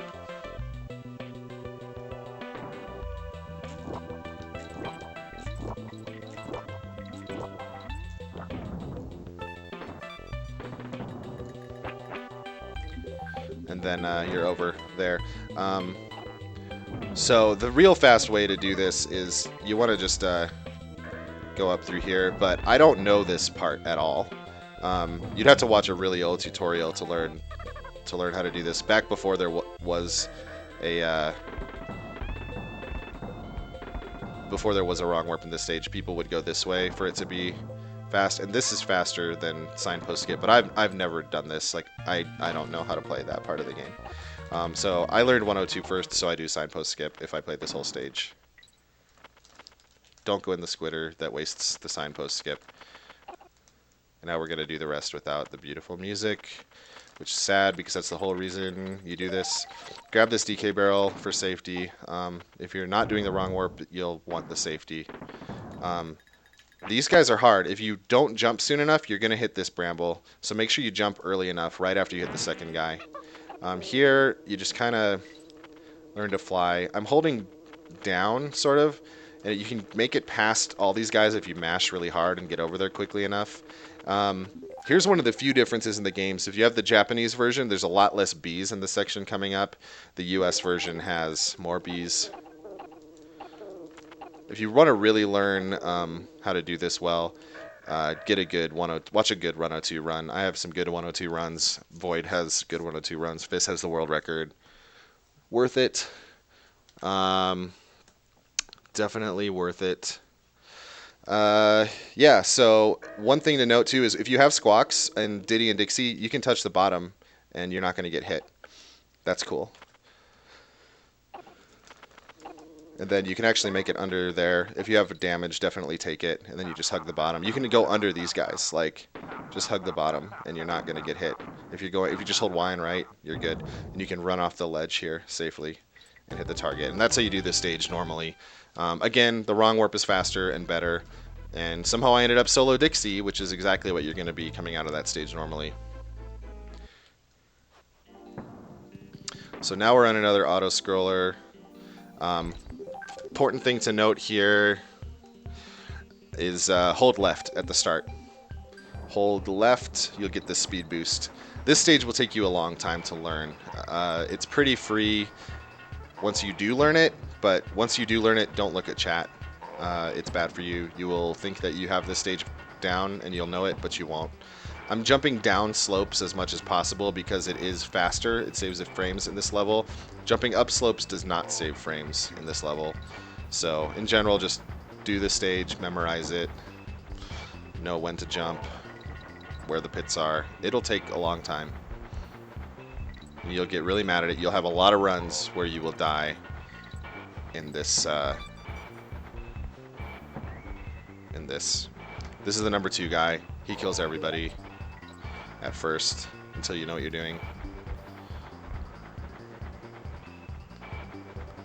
But nobody is immune from dying in the stage if they choose not to pay attention. 4 jumps at the end, 2, 3, 4.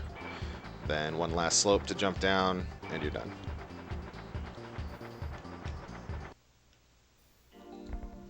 Okay, so now we're on to Mudhole, which is another stage I'm not going to spend a lot of time on because it's really hard. This might be the 3rd hardest stage in the game. It's very complete. It has a lot of really tight rolls, tight jumps, a lot of enemies to dodge, and a wrong warp. I'll show all of that stuff, but quickly. Roll through him, roll across there, roll here. If you're Diddy, you can roll through the cat too. Jump quickly here. Okay, I gotta reset this. Okay, so let me start again. Excuse me. Roll, hold right, roll, roll again. Okay, so now a few ways to do this. This is the fast way. Don't do that. This is what I would say you should learn. Roll through these and then jump to this barrel. Jump, jump. So basically, it's pretty safe. Just I'm holding right the whole time. Jump to the barrel, roll, jump, jump. Again, I'm just holding right and holding B. It's pretty fast and pretty safe, and I did this for a long time, and it's not a lot slower than the good stuff, the good strat I just showed, which is this. That's tricky because you have to press Y and then let it go and then re-press it and jump at the right time, so don't do that. Just roll like this. Jump over the cat, the Sanic. You have to wait here for that guy to get past. And then for, this would be the kind of the, hold on. Okay, my position's off a little bit. The way I do this stage is this. So I grab that first chest. It's a tiny bit slower. What good players are going to do, and I can do this, but my save state's messed up, so maybe I'll do a fast run and try to show it. But you can roll there, and then you won't be holding this chest. You'll just jump here. So grabbing the chest is slower than not grabbing the chest, but I like to do it because it's a little safer, and it doesn't lose that much time. But what you're going to want to do Well, let me try one more thing, actually. So there's another strat that instead of that is jumping off of this guy and then rolling through. That's something you can do. It's actually a lot tighter than it looks to jump off that guy. And then rolling through these guys is actually pretty hard.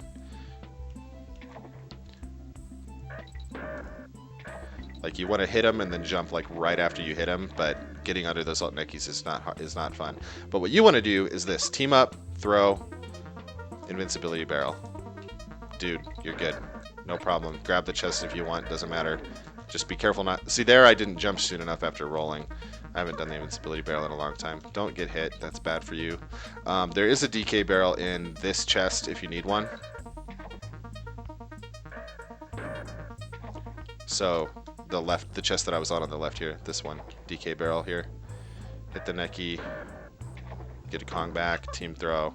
And if you hold right, you can actually get over there, and that's a little bit faster. So this is just a good way to do this if you're learning.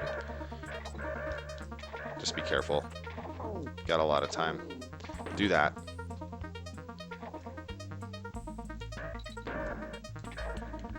If you end up somehow messing everything up, just try not to die.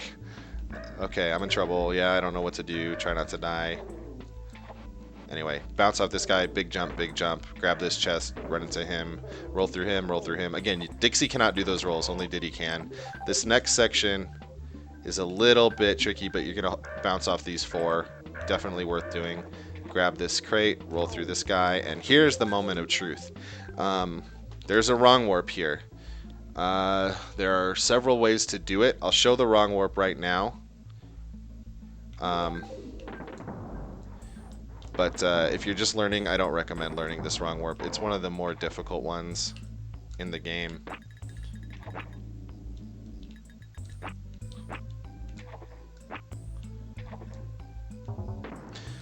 Don't learn that. Don't learn that. Just don't do it. Optimally, it's 12 seconds faster to do that, and it's really easy to mess up. Like, if you mess it up, I'll show a couple ways that you mess it up just to have a record. Like, you can mess it up, grab this guy, and oh dang, I messed up and now I can't do it. Now I have to finish the stage with Dixie. So that's one way it can go wrong. You can do this. You can miss that jump and end up in the bonus. That's not good.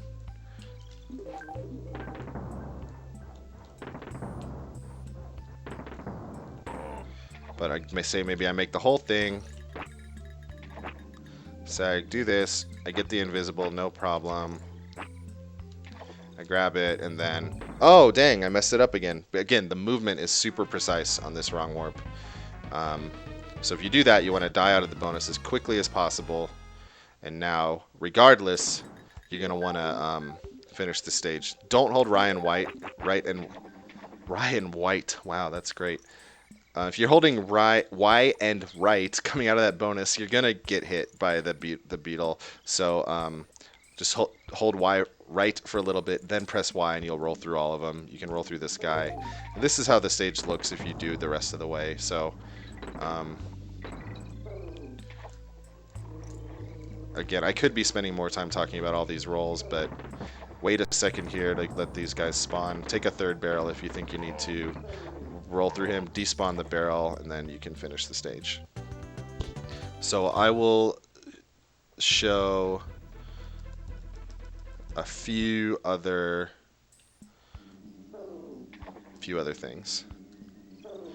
I'll show the whole level through with some of those safeties I just described. Obviously, I'm going to be rolling better than you would at first, but this is a pretty easy way through the level.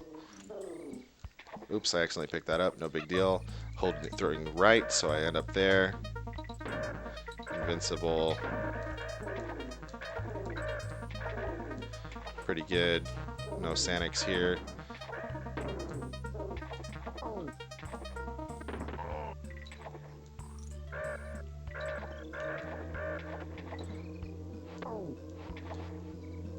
Don't even worry about this cannonball.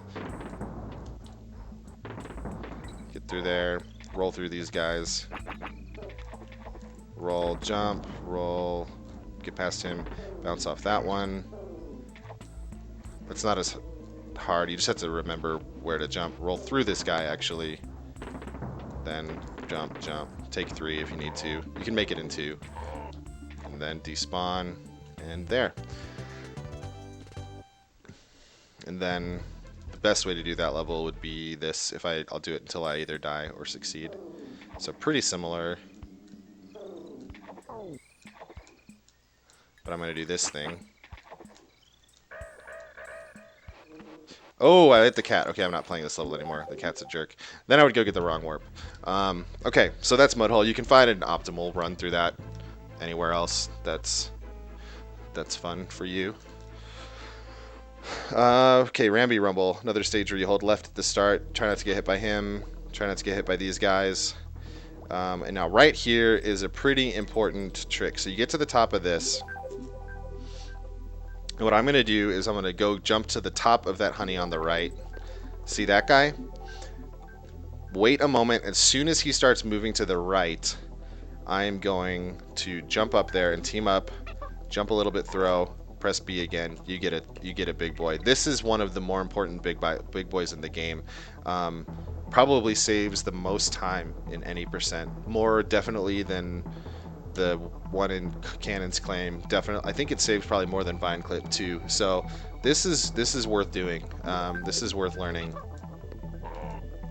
See, I'm off my timing because of teaching everybody. Yeah, pressed it too soon. So lots of things can go wrong with this. Now I'll never be able to do this again. What am I doing? Okay, I need to probably just like reset this whole stage just to be able to do it correctly. That's the thing about a lot of these tricks is the movement and the approach you take to them. If that gets a little bit off, you're not going to necessarily be able to reproduce the muscle memory. So let's get Diddy in front. You can do this with Dixie too, but it'd just be awkward. So there. So that's the jump you want to do. So what I did was I threw right at the top of my team throw jump.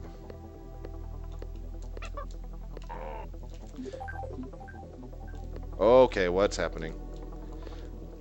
So I'm messing this up a lot, but it's really important to be good at it. I don't know why I'm messing it up a lot. I feel like I'm doing the right thing. But if you do mess it up, it's pretty catastrophic if you fall right there. So maybe you shouldn't learn this.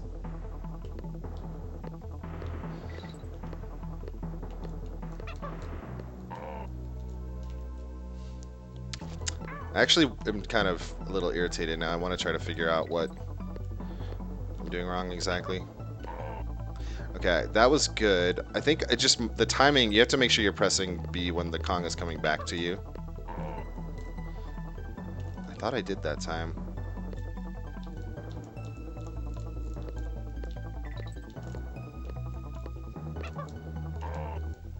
Okay, that's the fastest way to do that. Then you just jump up this honey. Now, say you do mess it up. Say you do go for it and it fails like this. Okay, I got it. But you have two options now. Neither one of them involves the Kong switch. You can go over here, and there is a roll that you can do to get to that ledge. I've never done it, so I don't think I can. There it is. That's a pretty tight jump. Another backup is to wait for this guy, team up, and throw up into the air, and I'm holding B, I get bit, and that gives you a super jump. So by holding B and holding left then, while Dixie's in the air, and you can get to this hook, and then just be careful of this guy. That still saves quite a bit of time. Because if you don't do either of those, say you're going for it, and then you, oh dang, I got hit. I didn't work. Now you're in big trouble. Now you have to do the level as designed, which is not fast. Well, you'll die too, so that's really slow. Don't die in this stage, ever.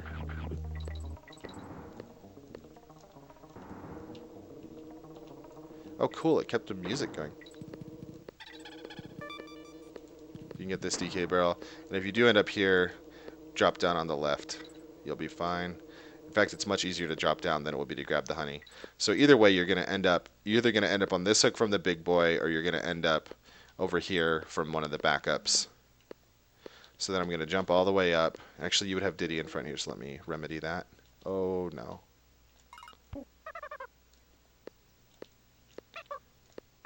I guess it didn't matter.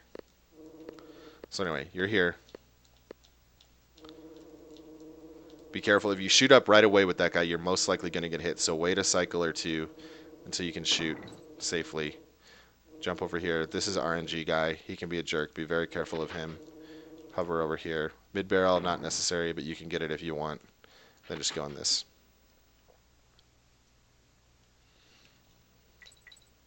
So Rambi, our friend Rambi comes back. The Rambi jumps in this stage are, as before, pretty easy.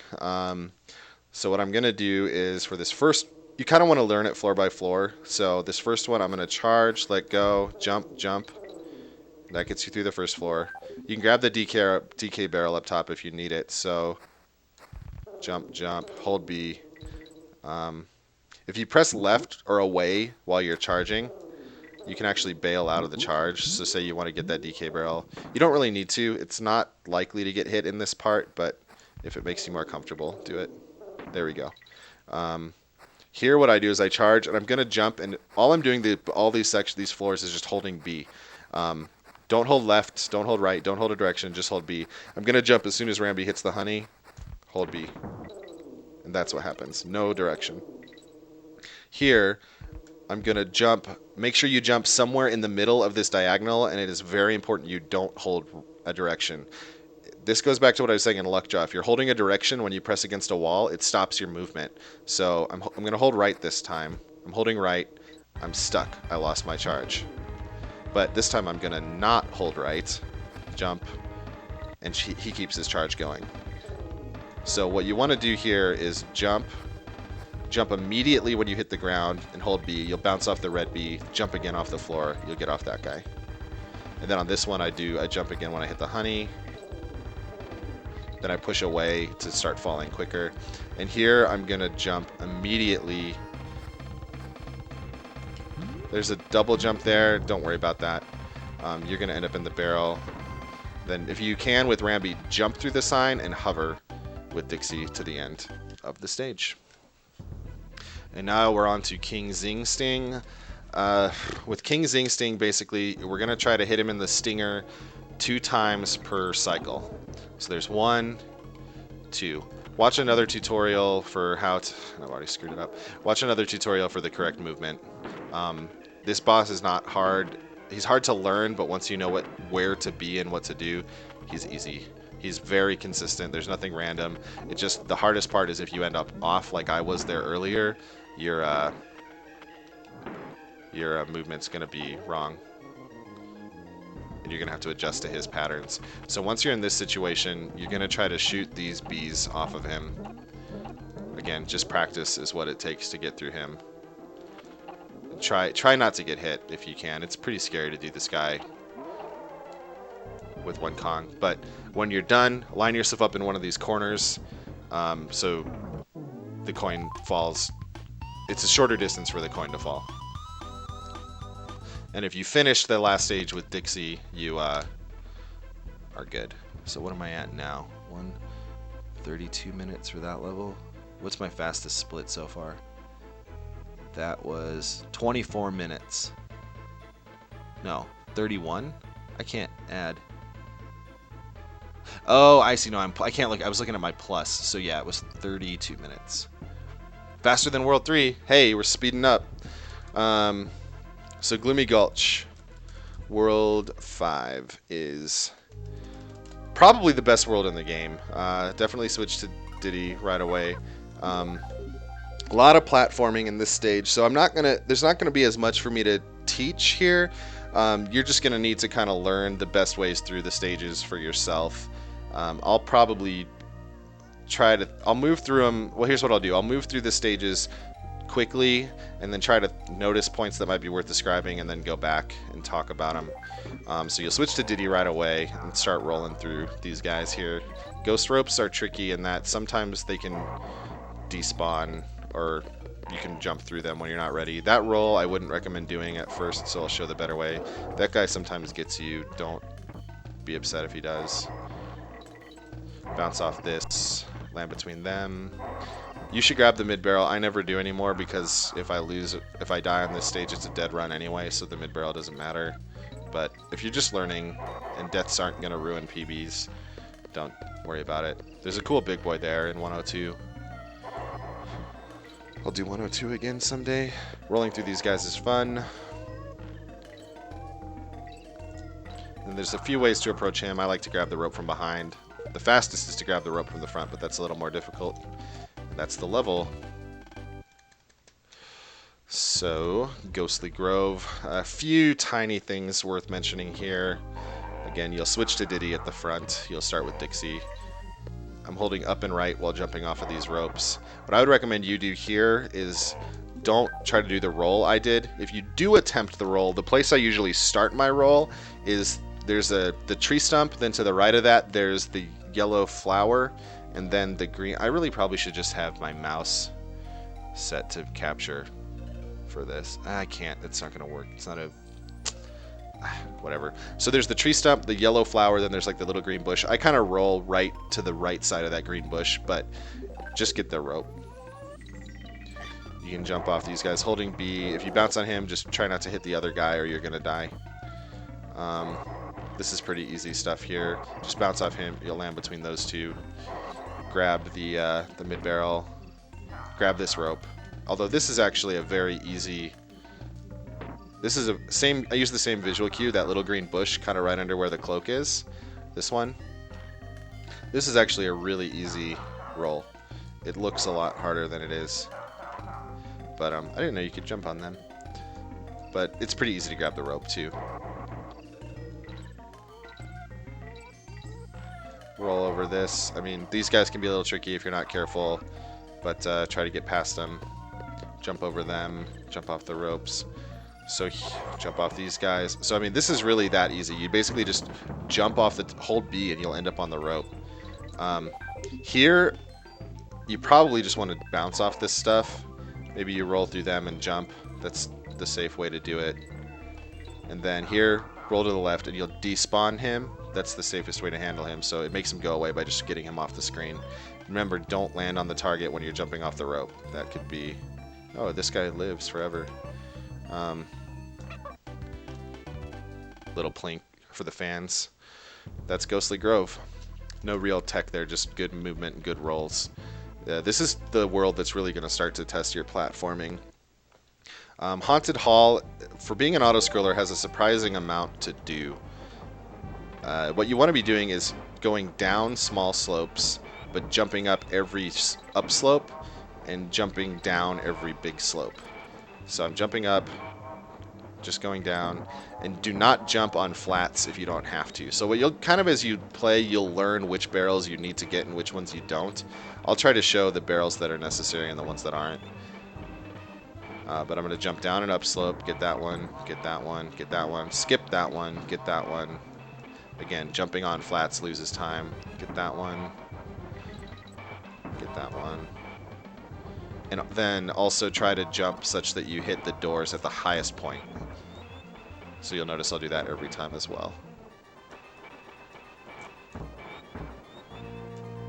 You can take, I think, one hit from the minus barrels here.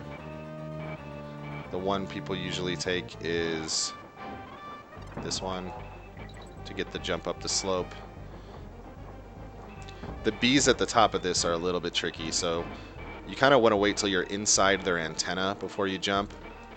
That's sort of the cue. And on this one, I'm going to take one hit on this big down slope. There's a minus barrel at the bottom, but it's not a big deal.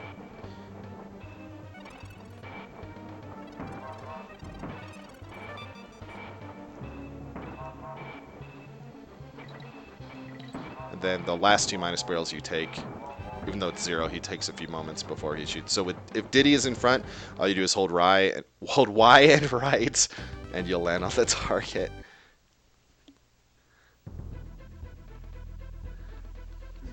I'm not sure how many frames you lose or don't lose. There might be somebody else in the chat who could answer, but it adds up to seconds over the course of the stage, so it's definitely worth your time. Gusty Glade I'll handle sort of the same way I did Ghostly Grove. I'll just sort of show the good way to do the stage and then kind of maybe explain some tricky points later. This part's a little tricky. Pillars, jump over the first rat. I'm not holding B on any of those other bounces. Roll through him, then just roll, jump. If you're holding Y and right, you'll make it across. This part is actually quite difficult to learn. I'll see if I can explain it a bit more. Again, in a PB attempt, I won't take that, but... Rolly roll. We have scrolly scroll and rolly roll.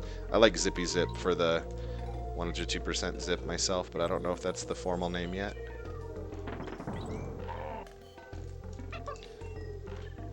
Nice little team throw into the barrel. Ooh. I messed that up. Then a little roll here. Grab the DK coin because that's fun. And then you can team swat Dixie onto the front. So that's how the stage looks when kind of done mostly correctly. So let me try to... So jump over these guys, roll across here, and get... If you get right to the edge and then hug the edge while you jump, you'll make it past those guys. Just do full jumps holding B. Here what you're going to want to do is hesitate for a moment. I did the save state thing again. Don't save state from a pause when you've already completed a level. You can also, another thing to do is jump over those guys. Or jump on those guys. If you end up down here, Diddy can actually make this jump. With the wind, you can bounce off these guys. It's not that much slower. It's a little safer. But, oh my goodness, stop. So you kind of hesitate, let those guys separate, and if you're holding Y, you'll grab the treasure chest and kill that one. There is another setup where you can actually roll through both those guys. So I think that's a tiny bit faster. I've never done it. So I probably shouldn't try right now. There's also a setup where you can jump to the right of the treasure chest. The spawns I have are wrong. And not pick up the treasure chest and save the time from that. But I still grab the treasure chest. It's not that much loss. So jump over the first rat. I'm not holding B, bouncing across those other rats. So now I roll and jump to here. Roll through the rat and jump. Roll, roll, roll. And then here... At first, it's probably easier to just roll. I would recommend jumping on him and then just trying to get through these guys however you can. The way I did it before is kind of tricky to learn. It's really easy to get hit if you don't put a little time into it. So for now, don't worry about them. Grab the mid barrel. Walk to the edge, wait for the cannon to shoot the ball, just so you're used to it, and maybe bounce on him. This next trick is something called rolly roll. It's kind of fun. Not really going to save a lot of time. So you could just grab the DK barrel and just hit this guy, and then you're good. Jump over those like normal. That's pretty fast. But if you land to the right of the DK barrel, you can press Y and roll off that ledge, and that's the fastest. Then you jump and you can roll under the Bs. But just grab the DK barrel. Ideally, you won't grab the chest because now I'm in trouble and you have to throw the chest. And now it's in my way again and I died. Don't grab the chest. So jump over those. Wait till the wind shifts back to the right. You actually don't have to, but at first it's better to do it so you kind of learn the feel for the pattern. The wind is not random. The wind is based on your position, and it's only timing based at these few points here. So you're coming through. Don't do that team throw roll thing I did earlier. So when you get to the top here, switch to Dixie, roll, and then just hover across. I actually did the 102 strat. You should just jump and hover. But anyway, you'll end with Dixie. Oh, I almost got shot. That's not ideal. That's Ghostly Grove, or Gusty Glade. Pretty easy. Parrot Shoe Panic. The wiki has a bazillion strategies for this. The way I'd recommend you learn this stage is just learn it. Don't learn it with the parrot. Like, never bother to waste time learning how to do it with the parrot. It's one of the coolest stages in a speedrun of this game, and it's not as hard as it looks. Like, I'll try to do it fast again here.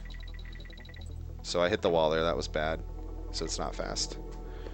But take it in sections. I'll show you the sections that I used to learn this.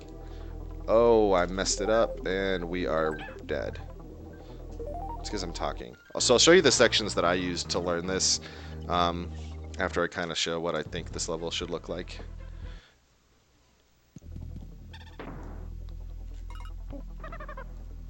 So you kind of go to the left. Try not to bonk any walls there. Press X again to drop out of the parrot.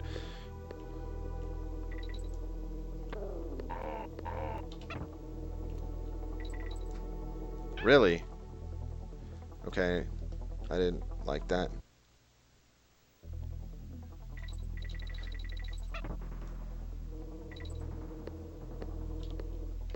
Oh, I looked away from my screen. That's a bad idea. Never look away from your screen.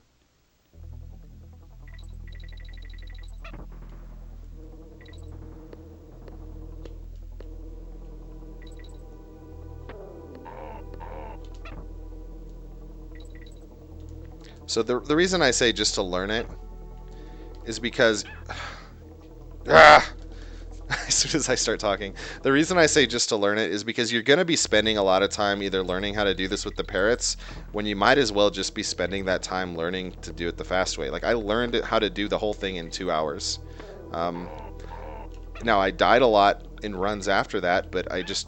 What the butt?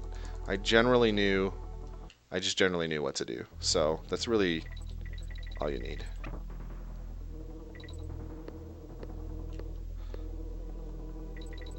And then you'll just slowly get better as you play more and more.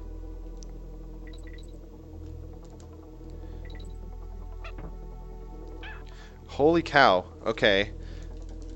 Okay, I'll do it slow first and talk about it, and then I guess I'll try to do it all at the end, because apparently I'm on tilt right now. But, so what you want to do is drop down, grab this parrot, let go, just hold left. That's all this first one is. That's all that is. No reason not to learn that. You don't even have to... Some people you'll see take the parrot to the left first to drop them. No, don't do it. Just let go and immediately hold left. And if you're holding Y, you're going to grab the box at the bottom. Immediately start walking left. You'll miss that guy and you'll start falling. So I'm falling now, and what I'm going to have... So that was section 1, the thing at the top where you just hold left. This is section 2. Press a little bit to the right, and you're going to count 1, 2, 3 Bs. After you pass the third B, hold right. It's because I was paused. So I'll show you again. 1, 2, 3, hold right. Jump over the honey, and then you'll hit that guy. You'll be perfectly positioned to hit that guy. And now I'm not holding B after this. I haven't held B yet. So 1, 2, 3. Now I hold B. Jump. Not holding B. Bounce, bounce. Hold left, and you'll bounce off. If you bounce off those guys by just bouncing and not jumping, you will land on the parrot every time. So 1, 2, 3, hold right, jump, hit the thing, left, left, on the parrot. So that's section 2. So again, go through section 1, use an emulator, use VC, use a game saver, whatever you need to just go section by section, learn each tiny little bit. This is section 3. Section 3 is not too bad. Basically, just let go and drop. You're right at the edge. So now what I'm going to do is I'm going to roll off the edge to the right. I'm going to then, once I get underneath the overhang on the right, I'm going to jump into it and start to fall, and then I'll hover. So roll. I was too soon. Oops, I need to make a better save state. So 1, 2, 3. That was too early. 1, 2, 3. Hold right. Jump. Bounce. Bounce. X. So jump. Now hover. And so if you kind of just wait, so again, roll off the edge, jump there, and start hovering somewhere in there. It's actually, you don't need to hover as soon as it feels like at first. Like, you can just hover a really tiny bit and still make it. But at first, jump and then give yourself time to get around that beat just to learn it and get comfortable with it. Once you get good, you can do stuff like that. Well, not like that. Well, when you're good, you'll do stuff like that a lot, but my save state's bad. And then just hold left after you let go of your hover. So hovering is going to take forever. Like, if you keep hovering, it's really slow. Falling is much faster than hovering. So roll off, jump, hover, let go. Then that's section 3. Section 4 is probably the hardest in the whole thing. So you hit the parrot, you let go, and kind of when you're right about there, you start holding left. It's not going to work for me because I didn't... Oh, it did. Okay, cool. So when you're right there, start holding left, and you'll make it around. And then once you see this thing, that little platform, it's when you start holding right. And you need to hover again right about there. So once Dixie's here, you hover that tiny bit. I'm actually going to let it die so I can reload and get the music back, because this will take a while.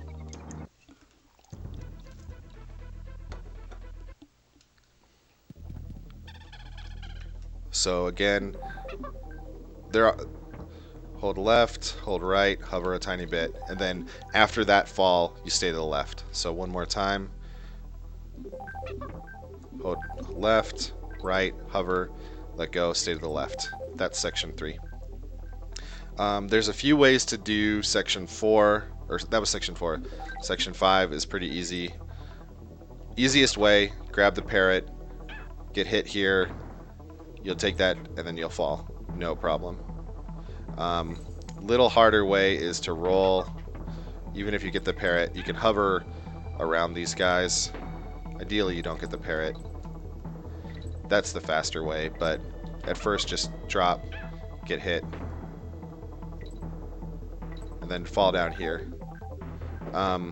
This next section has a few options for you. I'll show the easiest one first. So just drop, you're going to get hit, and again I'm just dropping. Dixie's going to get hit again. Now I'm going to hold left, then right, and I'm at the bottom. So roll through this guy, hit this parrot, get off of him, take that. You'll land all the way at the bottom. I'm going to hold left now. Once I pass the edge, hold right all the way to the wall, jump over that guy, get your Kong, and then you switch back to Dixie. That's the easiest way to do that.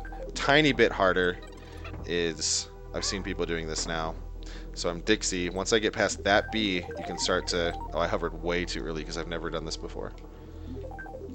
I've seen some of the new kids doing this lately, the cool kids.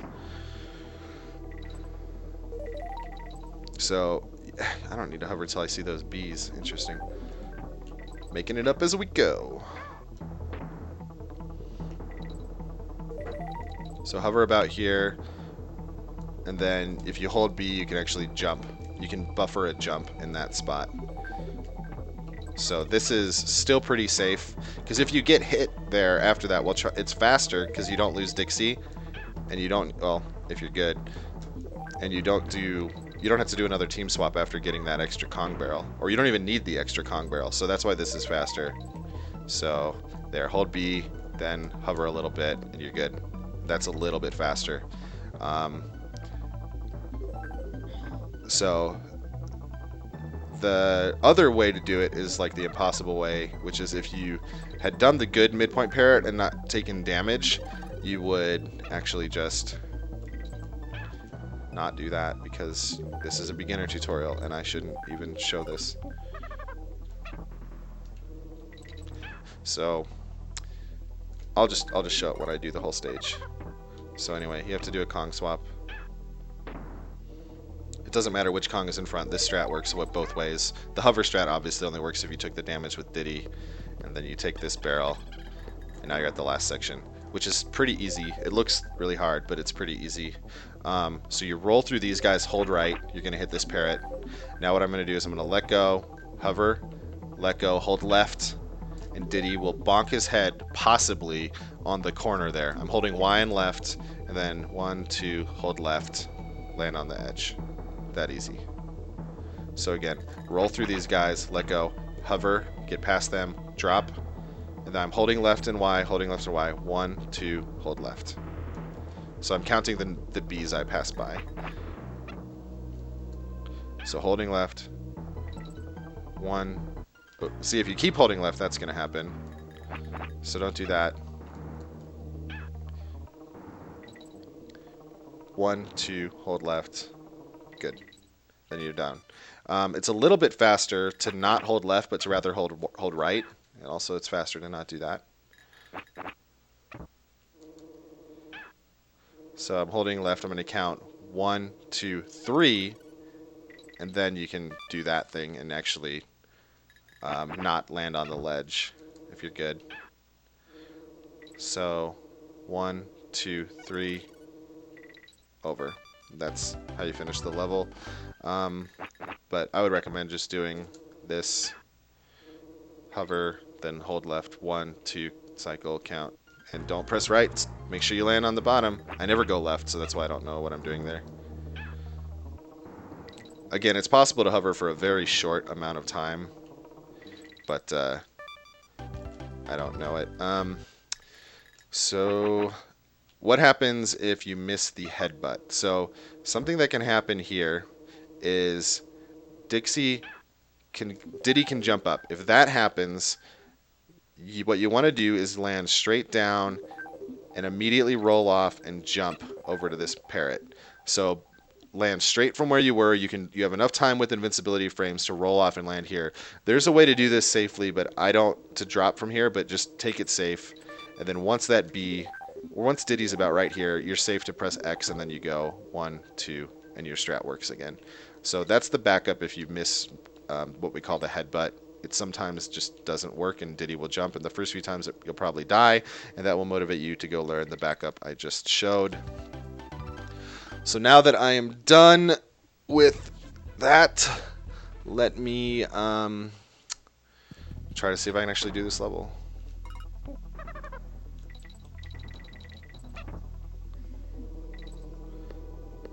So 1, 2, 3, hit that, bounce, bounce, X, hover, left, right, and I got hit, but it's okay. I'm just going to stay in the middle. So if you get hit there, you grab this barrel. You have to take midpoint parrot at this point because Diddy can't hover around them, so it's unfortunate. I won't try this again to get it perfect, but just kind of to show what can sort of happen. And that's where you die. Dang it! Why am I trying the good stuff? Why am I trying the good stuff? That's ridiculous. This guy doesn't know what he's doing. This guy doesn't have anything to offer. Don't listen to him.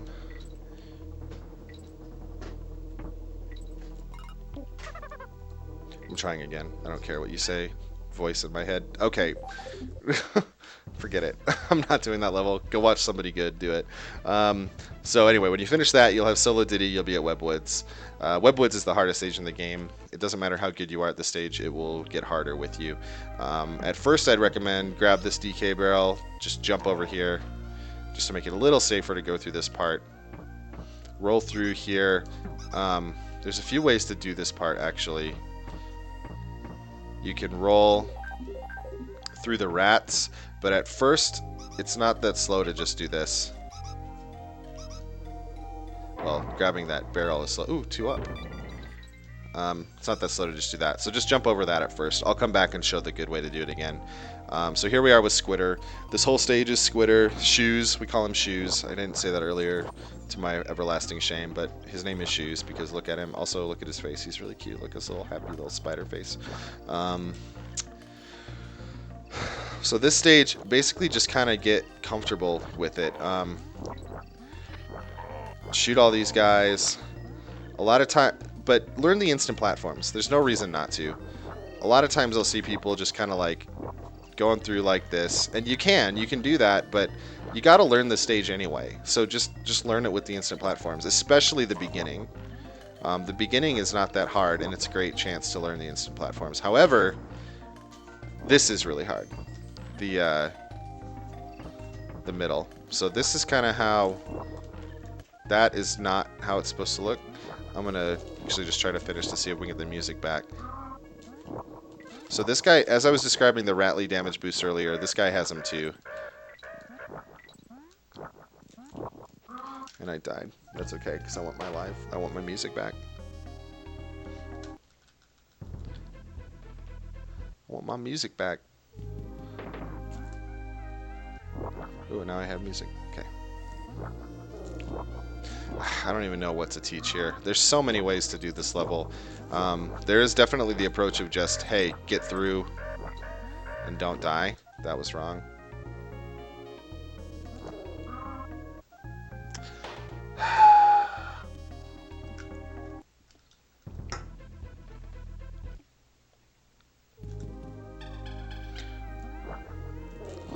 But then there's, oh my goodness, what is happening? I want the music. I'm getting the music. You can't do this level slow. Like, you just, I guess what this is really demonstrating is that this level cannot be done slowly. You just have to go for it. Like, if you're trying to modify what you normally do at all to either talk about it or anything else, you're just done. I don't even really know how to explain any of this quickly, like at a lower level. This is pretty good stuff right now that I'm doing.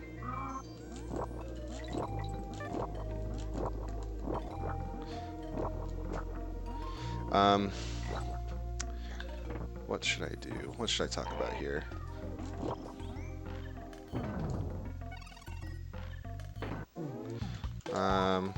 Don't get the DK coin under any circumstances unless you're trying to get all the DK coins and all the bonuses and visit all the Kong family members. So Webwoods. Earlier I showed you the team throw strat over the top at the beginning. This time I'll show you the roll through the rats. This is faster if you do it right, but does carry some risk for death because you're usually doing it as solo Diddy. I didn't do it optimally there, but still pretty fast. So the first half, just kind of get through. With the stuff I'm doing in the first half, if you sort of just mimic it, you'll be okay. Hold up and shoot, and you'll get that guy. Now I shoot a couple here, make a web, and I hold up and shoot to get that way. Now I shoot a bunch of webs till I kill him, make an instant. Even if you don't make this jump, there is a ledge down there, so keep holding right. But it's a good place to work on instant platforms. If you shoot straight here, you'll kill that guy. And then if you shoot here and then shoot another one when you jump, you can kill those top two. It's a good place to make one platform and jump over. So the first half is not really that hard. I'd recommend you go through it, learn it, like I basically doing what I just did. It doesn't carry a lot of risk of death, even if you're pretty new, and it'd be really good practice for you to learn how to get comfortable with instant web platforms.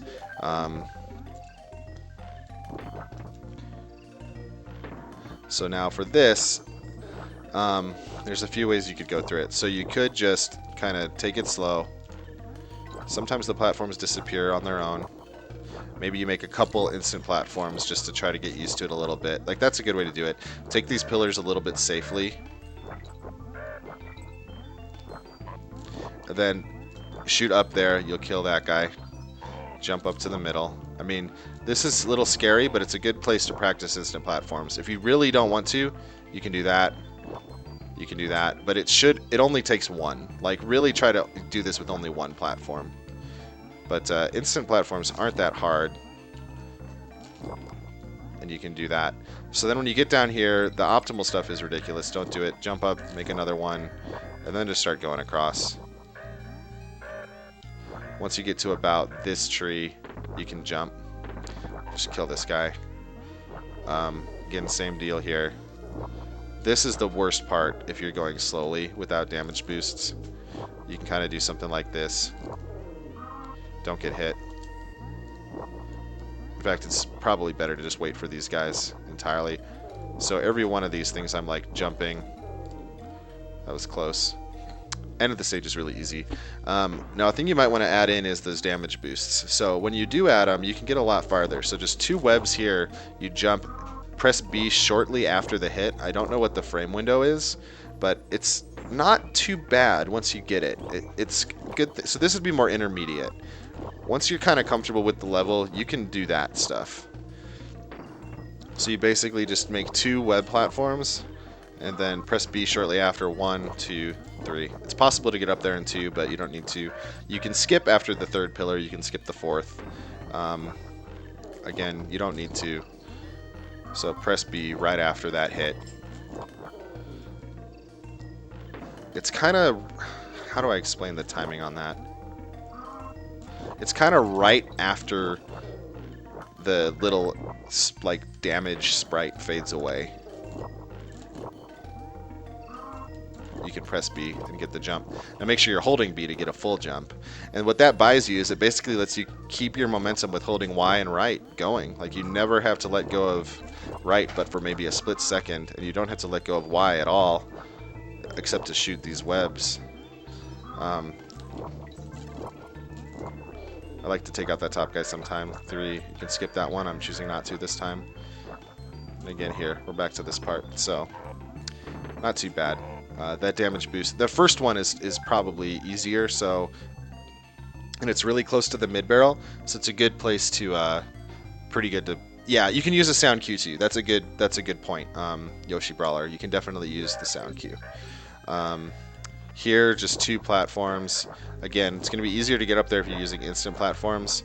It's a little easier to make these if you're using the R button instead of the A button.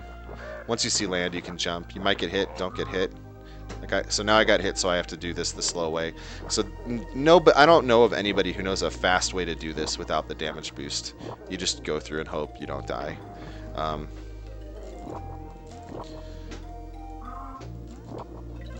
So yeah, right after the sound finishes, when the sprite goes away, those are both good times.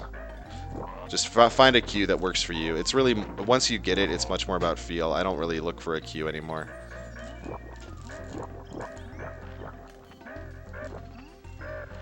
Don't try that jump. So we get this guy. Oh, I should have thrown fast cannonball. That's a cool trick. I'm just going to do it.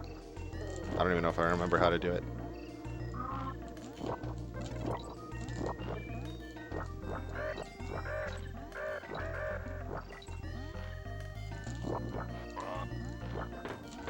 What?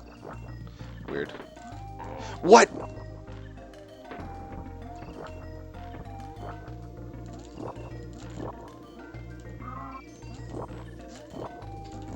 What the? I don't like this game.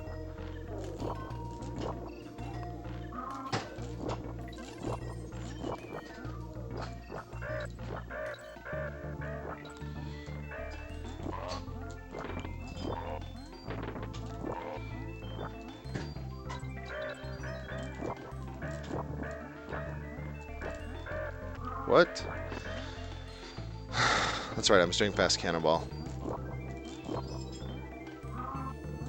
I shouldn't waste my time on that, but I'm going to.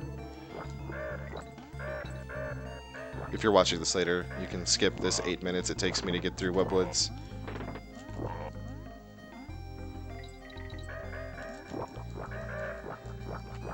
Okay, now I'm not going to be able to do it. Whatever, I'll just finish the level. Okay. I just want to show the damage boosts in the second half.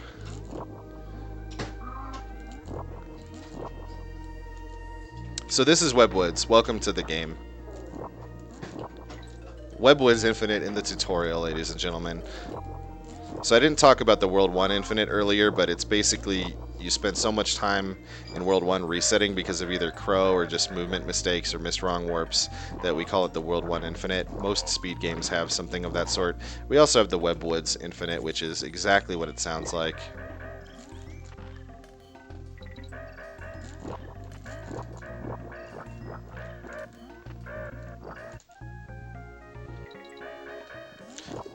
At least this was good music for a while. So I'm getting a Webwoods Infinite in the tutorial. So just showing people how the game is played. Okay, so we are here. So what you would do is you jump, kill that guy, jump again with 2, jump over him, and damage boost off that one. That gives you some iframes, and you can make 4 quick platforms up to the top. And once you're over that coin, you can make the jump. So it's pretty easy. So shoot that guy, 2, jump, damage boost, 1, 2, 3, don't fall off. So what I'm doing, I'm walking very close to the edge of the platforms to make these. Like, you even notice Squidder starts to dip a little bit. Like, that's not going to make it, but that will. So again, right over that banana coin. Banana coin is what you're looking for. There we go. And then you're through. Shoot that one web to take this guy out, and a single instant platform at the end. You're done, and you will not get the DK coin because you're smarter than that.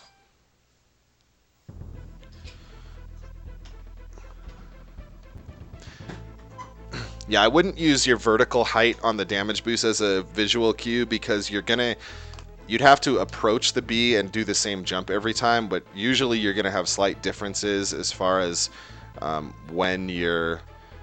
where you hit the bee, so it's much better to kind of get used to this. I think I used the sound when I was learning it. So we're on to Kreepy Krow. Krow 2. The boss that kills most everybody's run. I'm not going to spend a lot of time on this. Use the wiki. There's tutorials there. But basically, each phase, the barrel can spawn left, right, or middle. And I believe middle, right is the fastest. So climbing up these ropes is tricky. What I did there is a little advanced. So what you probably want to do is come over here and jump up and start just kind of learning. This is actually a good place to practice rope climbing because there's a bunch of them. But ropes are weird. If you get hit, take this DK barrel, but there's the only one you're going to get. So then you go over here and duck. So duck under him, you'll be fine. That'll go under you. You can let... I was too far to the right. So you need to duck on like the left side of the platform. So let me try again. So jump over the first one, second one, bounce off of the third one, bounce straight up, and play better than you talk.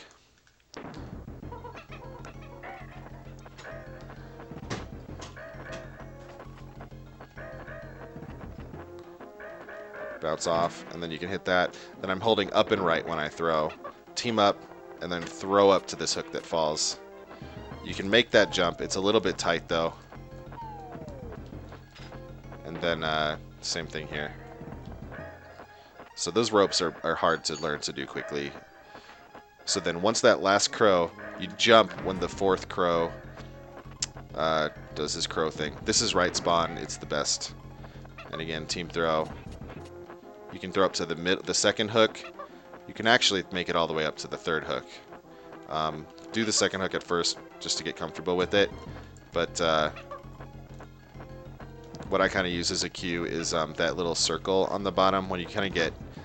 Or it's kind of like right as you're to the right of that circle is when you can make the third hook. And then these ropes are the hardest. I don't even have it very consistent yet. But then for this last one, what I'd recommend doing it to learn is stay in the middle. 1, 2, 3, 4, 5, 6. Then jump over these crows. Make sure you don't lose the barrel and throw it at him. And actually, you could even go over and you can just run and hit him with it instead of throwing. So like something like this. And make sure you switch to Dixie. Critical that you switch to Dixie here because you don't want that Diddy Rap. Slightly faster way to do this though is not possible anymore. Just use the wiki for slightly faster. Switch to Dixie, and that's Krow 2. Not a lot of detail on him. Again, wiki's gonna have a lot more. It's gonna have show movement and throws for every single possible left spawn, right spawn, mid spawn, all that good stuff.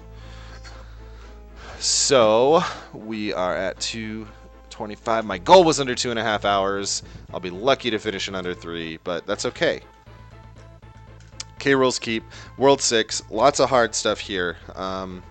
Hard levels, but fun levels. Arctic Abyss is one of the hardest levels in the game. There's no way around it. There's also not really any there's maybe one major trick worth learning at first. So you'll want to charge here. If you push left, you can cancel your charge. I messed that up a little bit. So when you're swimming, we haven't used on guard yet, which is good because I don't like this fish. But if you charge and you press left, you can or away from your charge, you can cancel. Which means that if you press away, then the direction you're going really quickly, you can basically cancel your charge, but keep the speed from the charge, if that makes sense. So you can really quickly break out of your charge and change your direction. Because normally when you're charging, you can't go up or down, but you can press away, and that is important. So I'll do that right down here. And that causes the water to spawn immediately back up. So you kind of, the visual cue for that is this little archway thingy. So what I do is I charge from here, left, right at the archway, and then immediately start charging or mashing Y.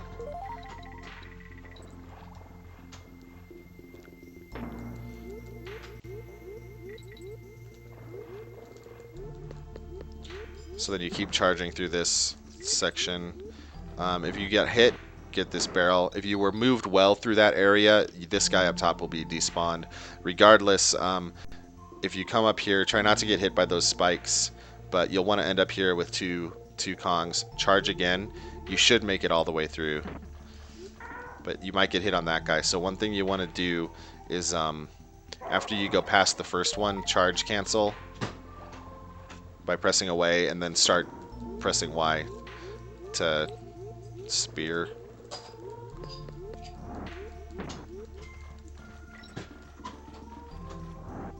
So not good movement there, so I'm going to wait for those to go. And now I'm going to charge cancel, and then you get past that bottom guy. So if you moved well and you got the good charge, you'll hit the first guy, immediately charge cancel, and start attacking.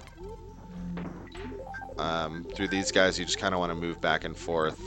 Gives you a lot of DK barrels here, which is nice. Really easy to get hit with on guard, so this stage will frustrate you. His hitbox is arguably worse than Ratley's. At the top, charge again. You'll go through everything here. Once you get past that ledge with the DK barrel, press left, thrust, and then Y, and then start going up this corridor. Stay to the right, get to the left, charge, hold down so you can get down here. I'm going to charge again. After I get past the puffer, I'm going to charge cancel, start holding up and left, and attack my way up to the left. Sometimes you get hit. Now here's the important trick in this level. Once you get to this point, you start charging, and I'm going to let go of charge while the water is pulling me down. So if you don't get it, that's what it looks like. If you do get it, that's what it looks like. So you want, basically the game will keep the downward momentum through your charge, and that saves you a lot of time. But if you don't, you'll just do this. And then at the end you'll charge cancel, and you'll have to do this kind of thing, and it'll be really slow. So just let go of your charge while the water is pulling you down, and you're good. Then one other thing at this level is take Dixie off the ledge to the right, and that'll make the water start coming down. The reason you need to do this is because if I hit the target underwater, death. It's because the point where she left the ground was higher than the target, basically, under the water. So we don't want that. So what you're going to do is you're going to come back up here, and now I'm going to hold down and right, which is going to cause her to do what's called a water duck. She's going to slide off the edge, and while holding down, I'm going to hit the bottom. So by doing that, the game thinks I'm on the bottom, and it just hits the target normally. So this is faster than, obviously, either the fanfare, like I just showed, or the other option is to just wait until the water gets all the way down so you can touch the bottom. That'll do it too. But if you notice here, by holding down and right, doing that duck, I'm able to trigger the target while the water is still.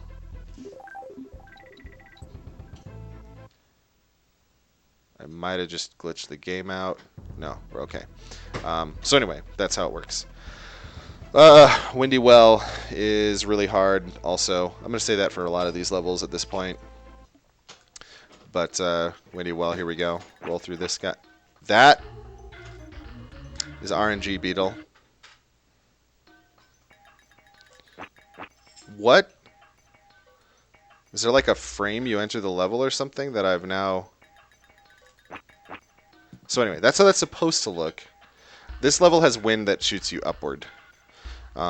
It's kind of half an auto-scroller, half not an auto-scroller. But there are ways you can save time. What is going on? I don't know that I've ever had that happen like this consistently before. So anyway, you roll through the two of those. It should work almost every time, but he's called RNG Beetle for a reason. Then you jump here, grab Diddy, jump. You want to hover over this guy all the way to the ledge. And here you are for your first skip. So what I'm going to do is I'm going to try to get right between this bee and this platform. If you go too far to the right, that's going to happen. You're going to fall down. If you go too far to the left, you're going to make it, but you're going to get hit. And then you don't have Dixie, and that's not good. So the goal is what I try to do is kind of hit, so Dixie's head, like at her face basically, is like right between the bee and the platform. And then you can keep going. There's a little bit faster movement tech you can do here, but this is faster than this, obviously. Well, yeah. But say you did like this kind of thing. You're obviously going to be faster if you can do this. So this is worth learning. Maybe. It can be frustrating. That hover saves a little bit of time, but don't do it. That's the Paco coin. Shoutouts to Paco. Let me see if I can get it. I've never actually gotten the Paco coin. But now that I know it exists, I need to have the treasure.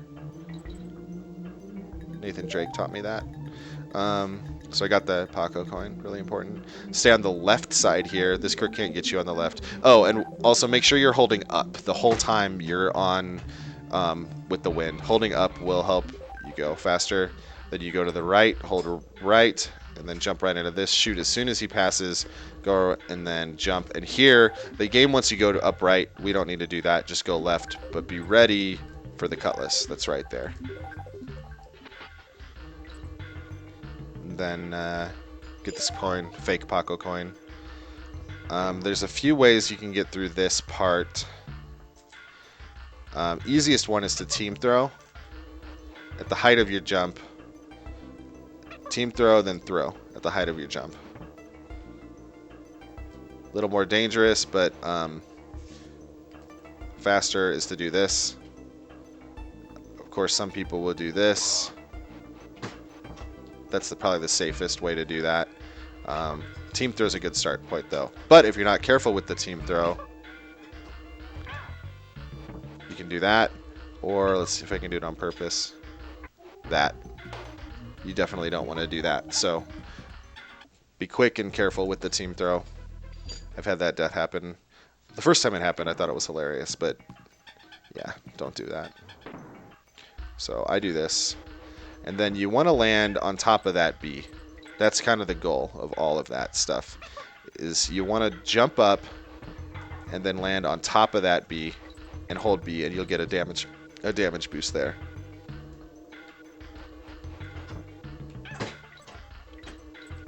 This is something that will not work in the 1.0 version of the game, but if you're playing any percent and you can do wrong warps, you'll have 1.1, so that won't matter. It does work in the Japanese 1.0 version, one of the few differences, but that saves you all of this time. Oh no! Okay. Basically going around here. I don't even know if I can do this on purpose. So anyway, like you would have to do this kind of thing if you didn't do that damage boost. So that one's pretty important. Good to learn.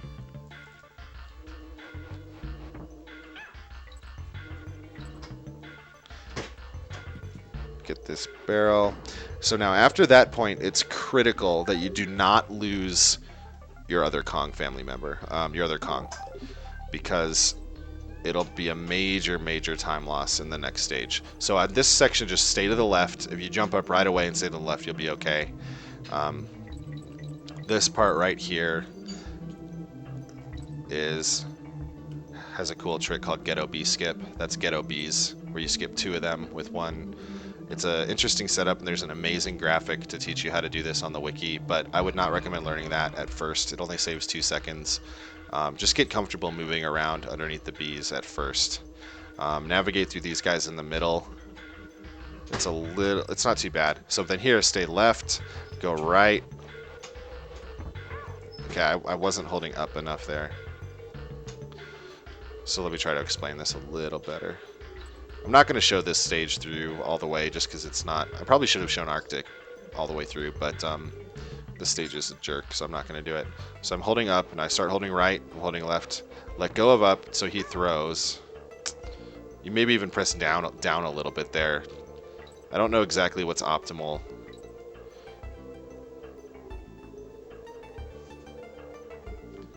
Through the middle, so stay on the left. As soon as he throws, you can start holding right. Still holding up, and I'm holding down. Get past him. Now hold up, you'll get past there. Then kind of maybe let go of up if you need to sneak through these guys. And then if you're Diddy, just roll. You'll roll on the bottom up to the target. That's the end. So that end part is really, it's important to get good at that, because if you lose a Kong in that stage, oh, I shouldn't have been,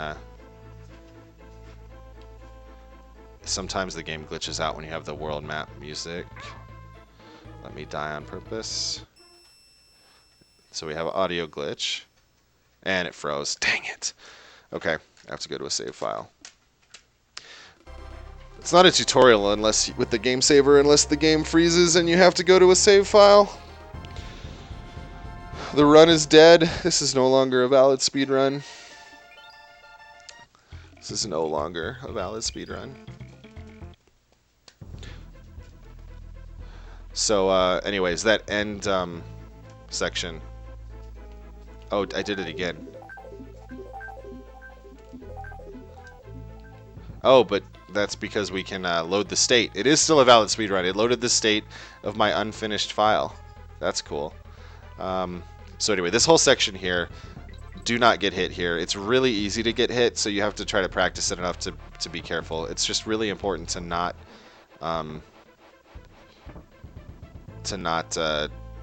lose a Kong. I think the game glitches out because it doesn't know what to do if you die or take a hit while you have the world map music going. So anyway, we're back. Because Castle Crush, you need 2 Kongs. So this stage has one of the more important tricks in the game. How to actually do this trick, I'll leave to the wiki. Again, I'll describe it very briefly, but there's good information out there. I don't do this, but people will be mad at me if I don't mention it. Some people say that you need to try to get exactly 69 bananas in this stage. I didn't know that was a thing until recently, but I said it, so people don't get angry with me. But this barrel here is your life. Do not lose this barrel under any circumstances. So the hardest part about the trick that we do in this stage is keeping this barrel alive. What we're going to try to do is take this level, which is a 4.5 minute auto scroller, and turn it into a 1.5 minute auto scroller using a weird summon skip invisible barrel trick. So keeping this barrel alive and for another minute is pretty important. So I'll try to say the danger points as we go up the stage. Don't jump and trigger that crook early. Wait for him to trigger naturally, then you only have to jump over twice. Some people just leave the barrel down. Again, this is where you need to know how to press down to drop the barrel and then let go of Y so you can just set it down nicely. So yeah, some people will leave it set down here. I'm usually holding it, but find something that you're comfortable with.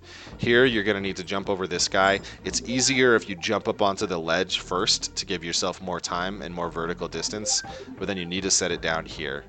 At this part, keep your screen scrolled left so you don't spawn the guy on the right early. Jump up as soon as you can, roll through this guy, roll back immediately, grab that, jump to the left. That'll keep you safe from him. I don't know if you need to jump there, but everybody does. Now here you must set the barrel down or you're dead. So set it down. Then you're going to have 4 clamp-ons. 2, Go to the right, go to the left, 3, and then 4. Keep the barrel down. Now again, don't jump too early. Wait till he spawns normally. Now grab this, and all you have to do now is stand to the right. You don't have to jump. Some people do. You don't need to. But right here, this is where the trick happens. So if you look to the left, there's the chain link up at the top left. What we're going to do is go to the very left wall and watch the crush at the bottom. So see how the crush is moving up? As soon as the floor that I'm standing on hits the bottom of the square of the chain link, I'm going to drop the barrel. I'm going to hold down, let go of Y to drop the barrel, and I'm going to press Y again as quickly as I can. That's going to give me an invisible object. Once I get the invisible object, I'm going to go stand on top. So there's the 4 chain links on the platform itself. I'll stand on the second chain link and then wait to get hit. And then I'll get hit and magic will happen. So stand here, get hit. Now the end of the level has spawned for some reason. Dixie's in front, just jump on it. As long as you have those exact positions, you'll be fine every single time. There's ways to save a second or two, but don't worry about that till you're really comfortable with the trick. That trick is very easy. Twig has a really good tutorial on the wiki, so use that, learn it, practice it a little bit, but it looks amazing, but it's really, really easy. One of the few must-learn tricks in any percent. So Clapper's Cavern, let me just kind of zoom through this stage. This is the fast way to do this. Tiny jump here to avoid the speed acceleration penalty on ice. Dixie can run under bees. She cannot, however, roll under bees. So a little charge cancel there. It's important, switch your Kong right here. You want Diddy in front, and by switching at the top, you'll have made it so that Spiny will spawn. I did that a little poorly. So here you just jump over this, jump over this. Really, ooh, I got hit. That doesn't ever happen, so I can't do the stuff. And I didn't get the mid-barrel, so we'll do the whole thing again.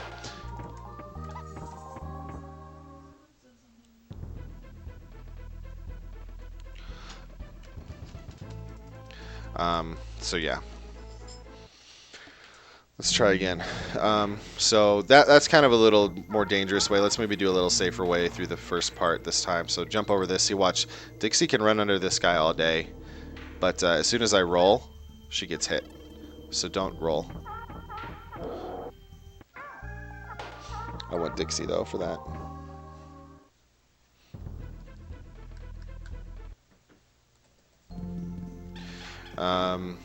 Okay, here we go. So jump. If you roll through this guy, sometimes you trigger him even if you roll. I don't really know what happens, but you can hover there, save some time.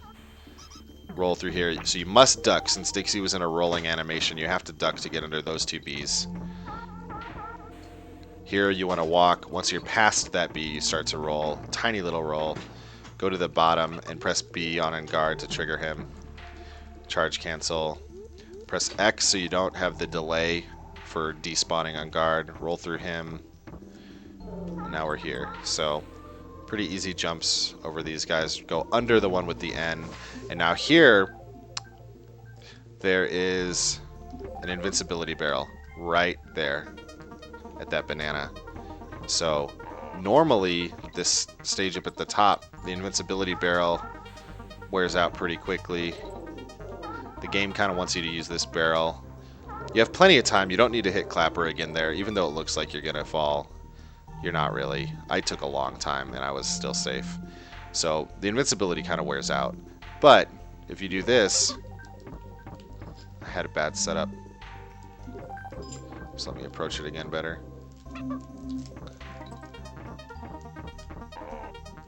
I think I might have messed up the movement. Oh, I did mess up the movement. We'll see if I still have time. You can actually roll through pretty much... Yeah, I messed it up a little bit. Let me try again.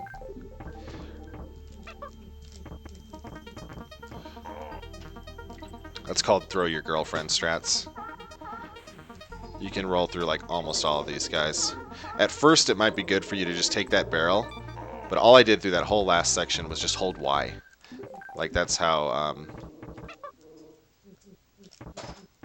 oh dear.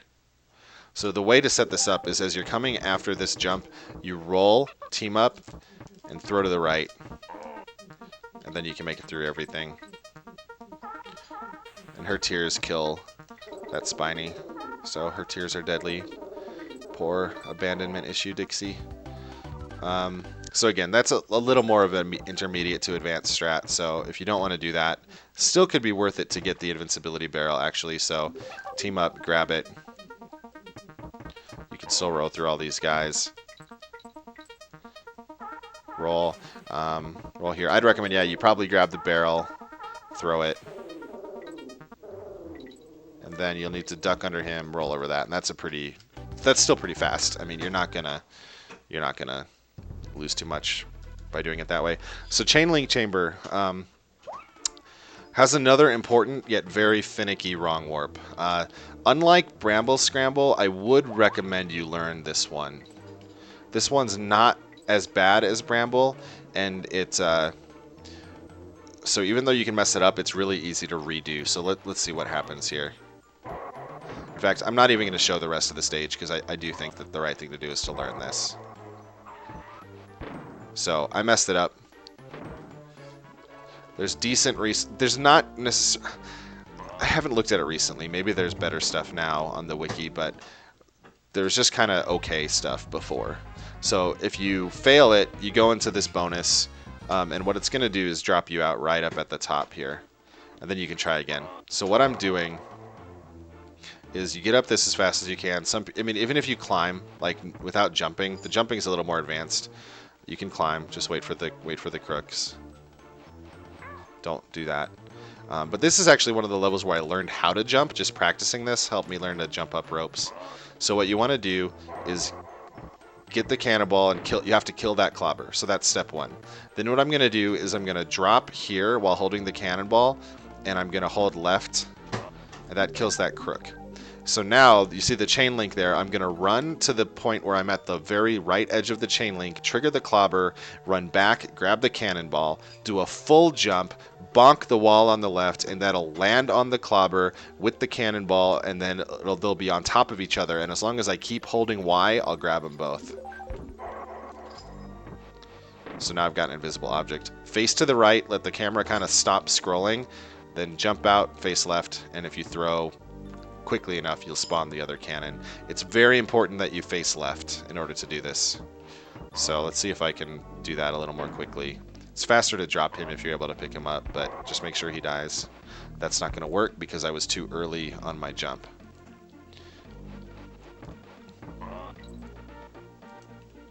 So if it doesn't drop, just throw him left, run to the thing, grab the thing, invisible, scroll, and then you grab it, jump in there. That's the wrong warp.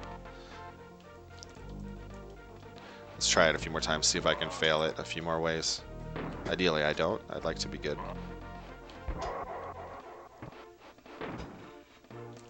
So that's kind of how it goes. Pretty easy. Not really at all. Hardest parts of this, getting up the ropes is hard, and just getting this timing is hard. Like, it doesn't really matter exactly what you do, you just, whatever you do to get the invisible barrel or invisible object has to be consistent. So if I go like this and I'm a little different now than I usually am, okay, I missed it completely, you know?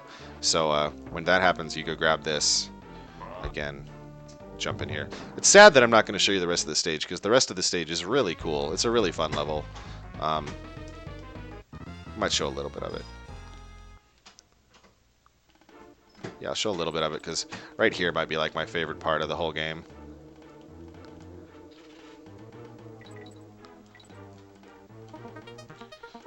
Well, up till the invincibility, just like jumping off those hooks. Ooh, I got off a little bit there. Got off a little bit again. Anyway, don't do that. So here, what I'm doing is I'm going to the right a little bit, and I'm trying to land at the very edge of of the ledge. If you do that correctly, you can make it so that Klamber doesn't spawn or doesn't open up. And that's just a little faster to pick him up and throw him or drop him on the cannonball rather than have to bounce into him. So that was pretty fast what I just did there. That's the fastest. No, that's the slowest. So if you fall, you're okay. The IDs don't really matter till this point, once you've killed him. So just get consistent. Find something that works. It'll take a while, probably. But this is definitely worth learning. So again, I'm running to the right edge, turning around, full jump, pressing against the wall. I moved a little bit strangely, so that's why it didn't work. So drop, hug the wall, hit the guy, full jump, bounce, spawn, throw to the left. Throwing to the left is really important. If you throw to the right, I'll show you what happens. It is not for your good.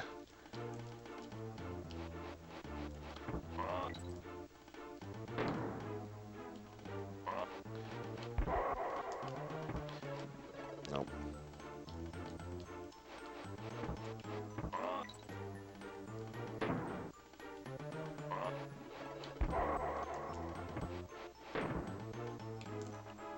Oh, what? Why didn't that work? I think I didn't wait for the screen to scroll properly. There are ways to kind of set this up a tiny bit faster, but what I'm doing is supposed to be consistent. So I threw to the right, watch what happens. It shoots you out, but it doesn't give you the wrong warp. Stuff just kind of hangs out for a while. No, the game is not soft locked. Garrison actually had this happen to him during the SGDQ 2014 race, but you just keep spinning for a really, really long time. Now, eventually this will give the wrong warp, but it takes a long time, so you're really, you don't want to do that. Make sure you throw to the left. And the interesting thing is that actually happens in several different wrong warps. It's not just this one, if you throw to the right. I don't know why. It's just a weird game.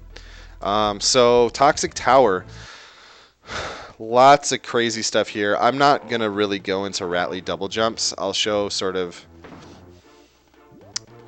Do I not want to go into Rattly double jumps? I'll maybe. This isn't a great level to explain what they are. So first I'll beat the stage, then I'll go talk about double jumps, and then I'll come back and show it with like full double jump.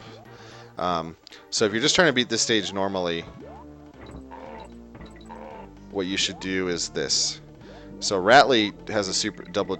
If you charge, then this, it's pretty fast. Remember the damage boost I told you about earlier?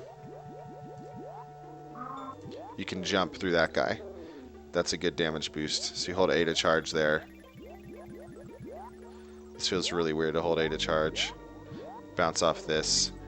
Charge here. Charge here. It's really not too hard a stage if you're doing it safely like this. That little damage boost I showed earlier is about the only hard thing I'm showing. But if you take a damage boost, you have to be careful on these guys. You probably should charge jump through them. Let's see if I can do it slowly again. It's weird to try to do it this way. I'm not used to this.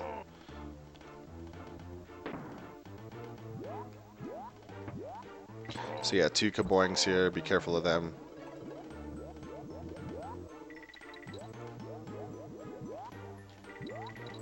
So 4 of these. And actually, it's probably easier from here. You just jump straight up and then press B right after you get hit. Just like with Squitter. Rattly's window for the damage boost is even more generous, though. So, if you want, there's a DK barrel right after this cannon over here. Oh, no. Chain link chamber again. Gotta make a new save state. Same music, though, so it works. And I was too quick on the throw. Well, if you didn't get enough CLC, here it is. Here's some more CLC.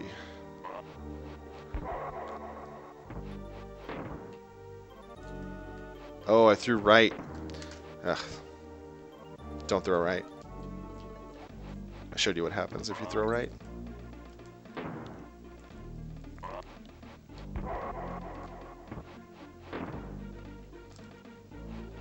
Left throw. Much better. Okay. Hey, we're almost done. That sounds fun, right?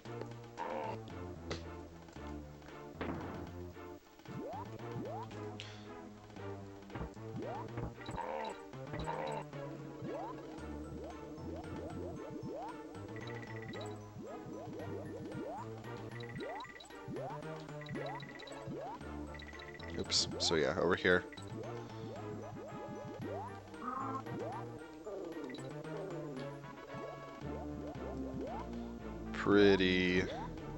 Pretty easy.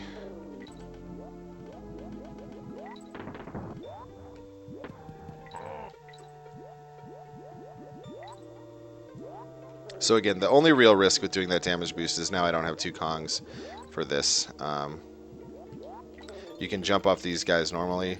Just give yourself enough time to get up there. And then you're pretty good. Just hold B, bounce off these guys. Even if you fall like that, not a big deal. So you'll see I went pretty slowly up all that, but I have plenty of time. The green toxic goo is not a problem at all. Grab the mid barrel. Now your squawks.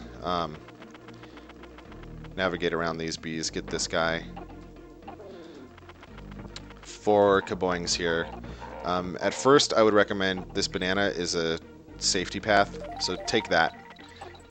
Then mash as fast as you can to get up through this. Now there's 4 bees you have to get through. I recommend waiting for 1 pass just to kind of get your bearings on where they are. And then these last couple sections, just kill the top bees and you'll be fine. You don't need to kill the bottom one also. And then here, at first I'd recommend killing all 4 bees. And then the squitter section, the goal here is up in 3. They say it's up and free because it's so easy to do, but it's not really. 4 is sometimes the thing that happens. But the best you could do is up in 3, like that. So instant platforms are your best friend right there. And that's a nice, easy, toxic tower. That will take you to there. I'm not going to do Stronghold Showdown just yet. First, I will show double jumps. So, I'm back in Funky. No, thanks, Funky.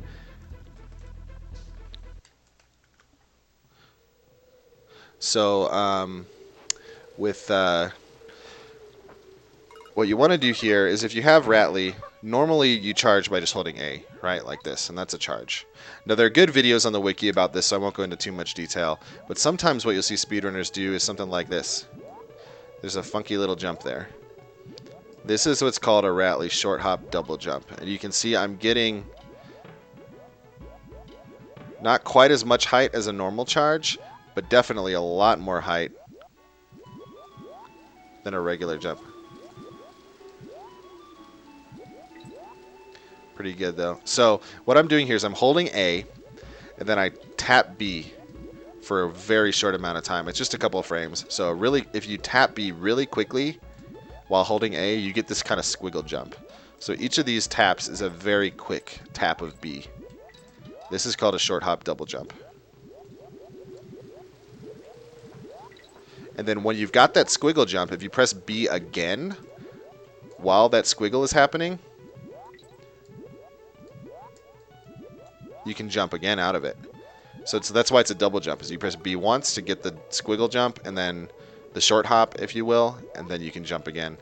So that is a really quick way to get a lot of height without too much trouble. Now, it's hard to tap B that quickly while holding A. I actually changed my grip, so I'm using 3 fingers. I'm always holding Y with my pointer. I'm holding A most of the time with my my ring finger, and then my middle finger just taps B very slightly. Other people do it with 2 fingers. Find a setup that works for you. But one thing to notice too is watch Rattly get a little hop here, that little bounce at the end. See, on the ground, if you're charging A and you let go early, he does a hop. Well, he does that in the air too. So if basically you time it so you jump again at the top of that little hop. So here's without letting go of A, that's where I get to. But if I let go of A, I get to like the whole nother level of the pillar. So you get that little extra boost by letting go of A. That's a short hop. Now there's another kind of jump called a true double jump. And basically to do that one, you have to press A. Let me actually reset this level, make it a little easier. You have to press A and B at the correct 3 frames a certain amount of time before Rattly finishes his jump. So you'll notice there, I got another squiggle.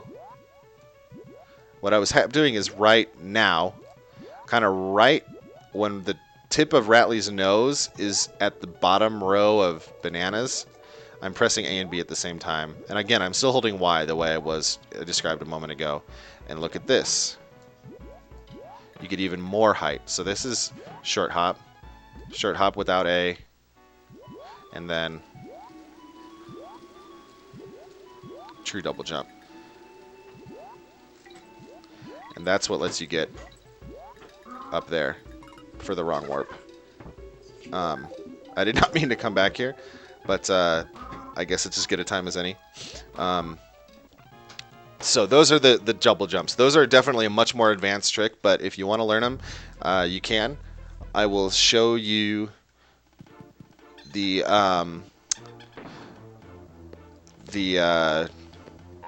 short hop version of this stage, and then I'll show you the real version. And a question from chat is it really necessary to kill the yellow clobber in the CLC wrong warp? And the answer is yes. The way that wrong warps work is that in every item in the game has an ID associated with it, and in order to get the wrong warps to work, you need to make sure that all the IDs are lined up so that the item you throw with the invisible object is the correct one. That's a very high-level explanation of it, but every time movement is happening, whether it's in Mudhole or Brambler or CLC, it's all, and that's the reason I let the screen scroll a little bit and in that wrong warp before I jump and throw to the left, is just to make sure that the IDs are right and that Kannon is matched to the invisible object.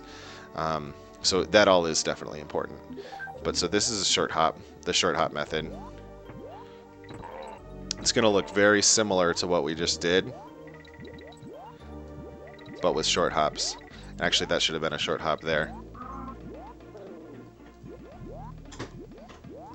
So you can see this is already much faster, and I'm not doing any true double jumps. This is all just short hops.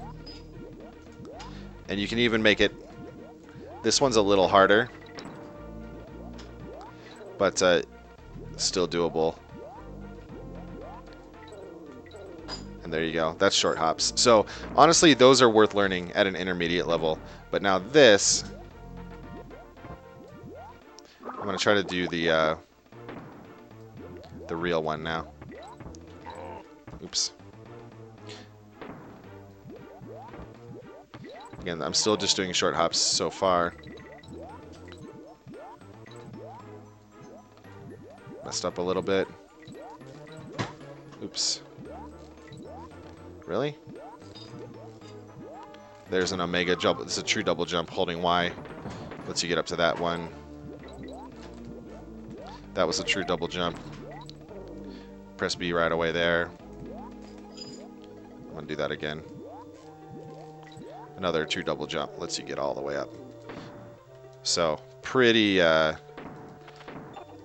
quite a bit faster if I had hit them all perfectly, which...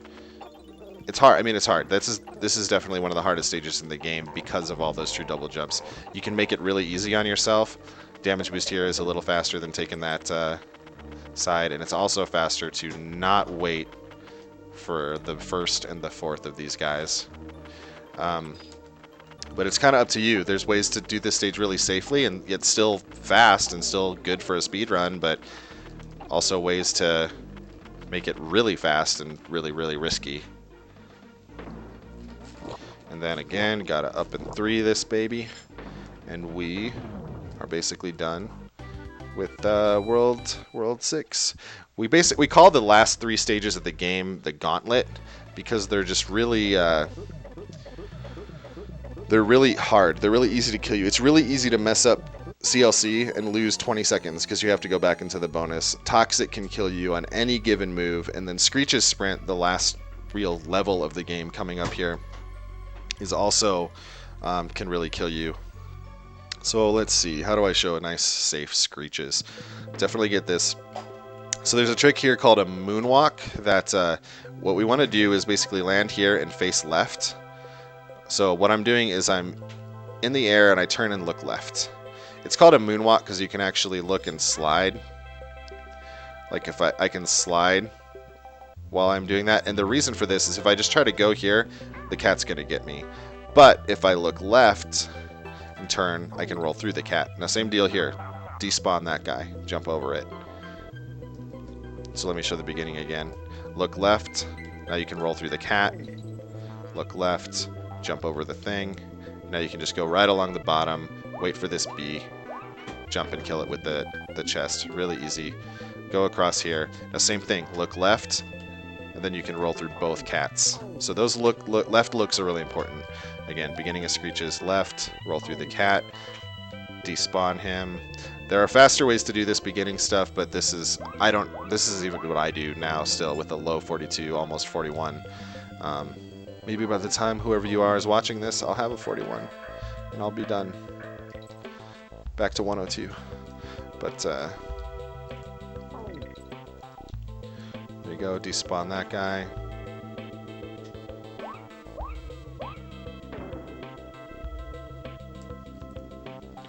Roll through these. Get up there however you can. I mean, honestly, you don't need to do that much crazy jumping. I just did it. To me, that's what people will do if they're going fast. But so if you get better at rope jumping in one place, whether it's Brambler, CLC, you'll get better at it everywhere. So I mean, you could just climb and you'll make it up. Like, those guys aren't going to get you. Jump over here and then just roll over all these things. And your squawks. So now, important thing here is that normally what happens is you've got this race. And it starts the cool music. It takes 3 seconds to start that race. But if you go over the top of this guy,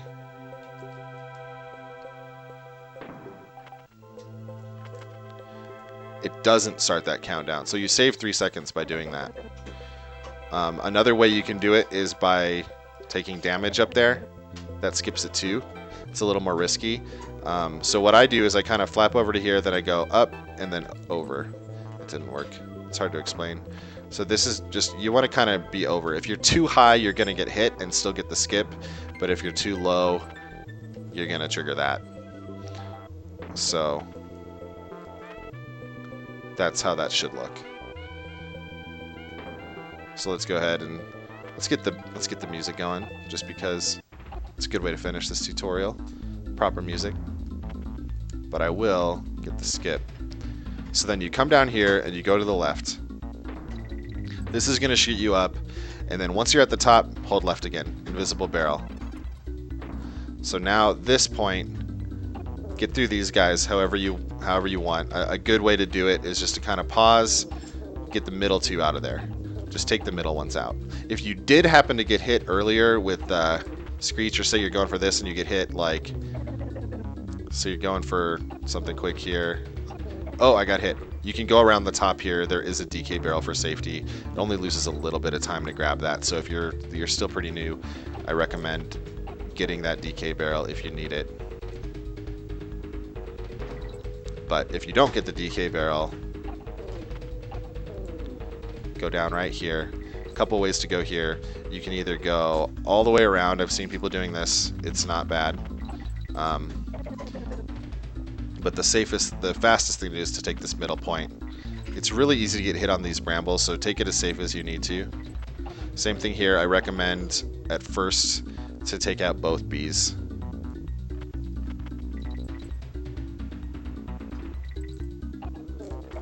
I've been missing that lately.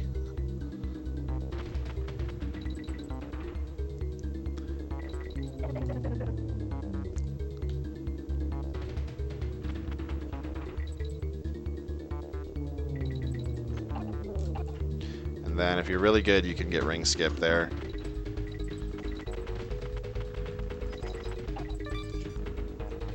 Go through the end. This corridor is very likely to make you get hit. Try to stay low. I've seen, myself included, plenty of people die on this corridor at the end of their run, the last B. So, again, a little bit safer through that last section would be something like this. Then kind of hang out right here. You can damage boost through there too. So if you have 2 conks, it's usually worth it to go if you're comfortable flying through this stuff. You kind of go up, down, up. Then kind of take it a little slower through here. Make sure you're in the middle. Then I like to go low. Some people go high. Then do not land on the target. So hold left. If you land on the target, you're going to get the fanfare if you use the route I just showed. There is a route that prevents you from getting the fanfare, but it's a little more difficult and requires a little more button mashing and precise movement. But hold left and then do a quick jump onto the target, and you are done with that. So now Rool Duel, the final boss of this game. Not a lot to show here. You just have to practice it. Grab the balls, jump over, throw them when he starts to suction vacuum at you.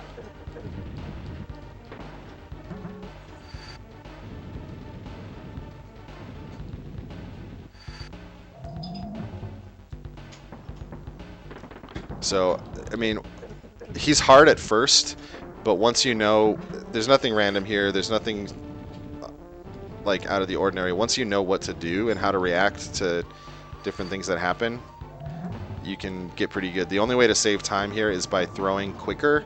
It's called dustless. If you're able to throw before, so that the ball hits his gun the instant the vacuuming starts, it won't even show any of those dust frames from the suction, but that's not really important to do. So you see a bunch of dust frames there.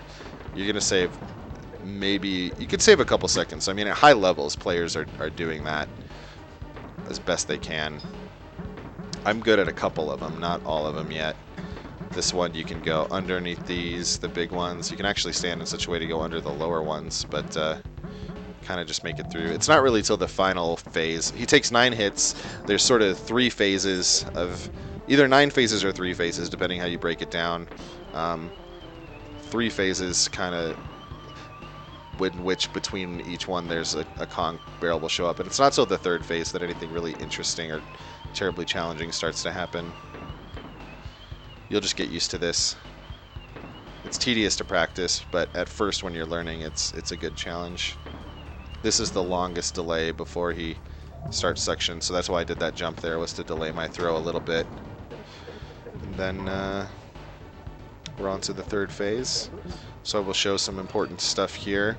So, no, Dixie, get out of here. I was trying to save state. So, one way to get out of this is just jump over it. But if you want to be awesome and lose 7 seconds, oh, actually, you can team throw over it too. That's loses a little bit of time for the team throw pause, but that gets you over it. But if you team throw and get hit by the blue stuff, Diddy becomes blue, and you have blue Diddy. And if you switch to Dixie, you have blue Dixie. And this is really important. Now, it loses 7 seconds because K-Roll moves a little bit slower if you're hit by the blue, so don't do this if you're on a PB run. But if you're in like a marathon setting or if you're showing off for some friends, definitely get blue Diddy. In fact, I'm going to get blue Diddy for the rest of this. Just that team throw, that's all it is. Let's make Dixie there too. Really, really good stuff. Then if you get hit, you lose blue Diddy. Don't do that.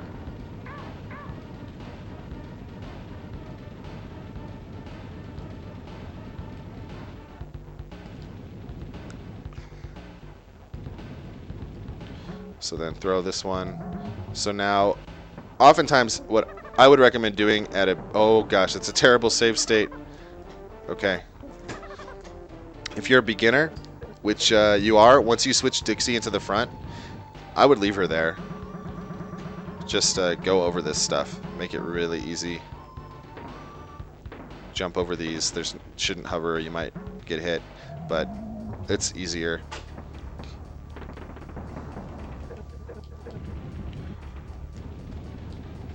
And then for this last part, what you want to do is jump when they're high. So then the last one will be low by the time you get there. Once the purple things are gone, switch to Diddy.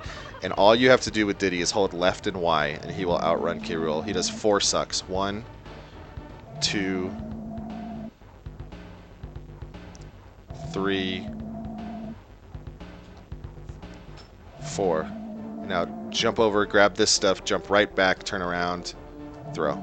Knowing how to handle this final throw is important. I once died 5 times in a row on the final boss and lost 18 minutes because I didn't know where to stand for the throw. So, anyways, that's that. A few other things we're saying. So if you want to do this part as Diddy, it is faster to do this as Diddy. You jump through these things. You are not able to get red or purple Diddy as well. If you get hit by the red, let's see. If you get hit by the red, you move really slowly, so you have to be careful. But there is no graphical red Diddy glitch, unfortunately. So, but it wears off pretty quickly. So that's what you do if you're red. If you're blue, I forgot. I should have shown it, but basically you just mash buttons, mash the D-pad to shake out of it, because it freezes you, and you have to get out of that really fast or he'll hit you. So it's faster to do this stuff as Diddy. But it's harder. You have to jump a little more precisely.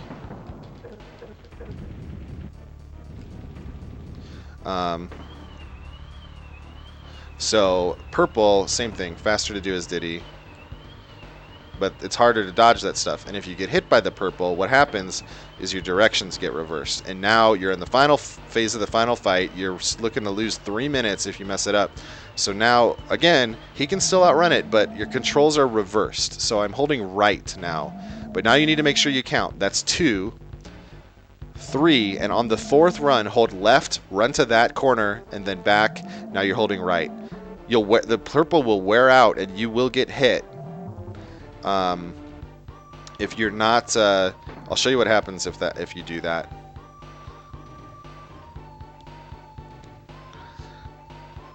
I was kind of showing a few little backups here. So 1. So I'm going to hold only Y and right. So normally in this, again, you'd be holding Y and left and just outrunning it if you're not hit. 3, that's 3. But now watch what happens if I don't go to that corner. Yep, he runs out. You can still recover, grab this with Dixie, come back to the left and throw. But that leads to bad things. So again, the corner you want to run to on the 4th, for the 4th suck is right here. But so now let's say something goes really bad and you end up having to do, so you get purple, you don't know what's going on. Oh dang, what do I do? I don't know how to handle this. Oh, I'm Dixie. What do I do? Same thing. So 1, she cannot outrun it though. 2, after each suck, run to that corner, run back. 3, and then 4. That'll give you enough space. You can grab the cannonball and win. So what he's going to do is, the way you jump here, especially if you have Dixie only, you need to make sure you time this right. You're going to see 2 sparks blast out of his gun. That's when you jump.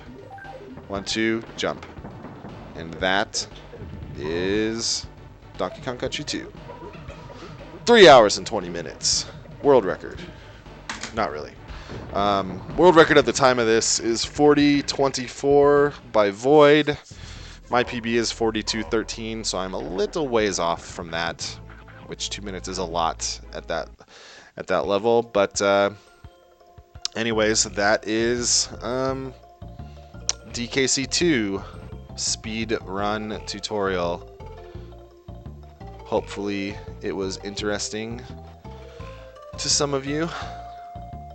Hopefully it will be more interesting to more of you as time goes on. I don't really know why I wanted to do that. I just thought it would be fun, and it kind of was. And also, I definitely messed up enough tricks that my runs wouldn't have been good tonight if I had tried to do them. So, anyways, that is all for me tonight. Appreciate you guys watching this. If there's another tournament or a race or something, I probably should have done this before the tournament, but if there's another tournament or race sometime, hopefully this can be helpful to some people hoping to learn. So thank you all. God bless. Take care. Hope to see you next time.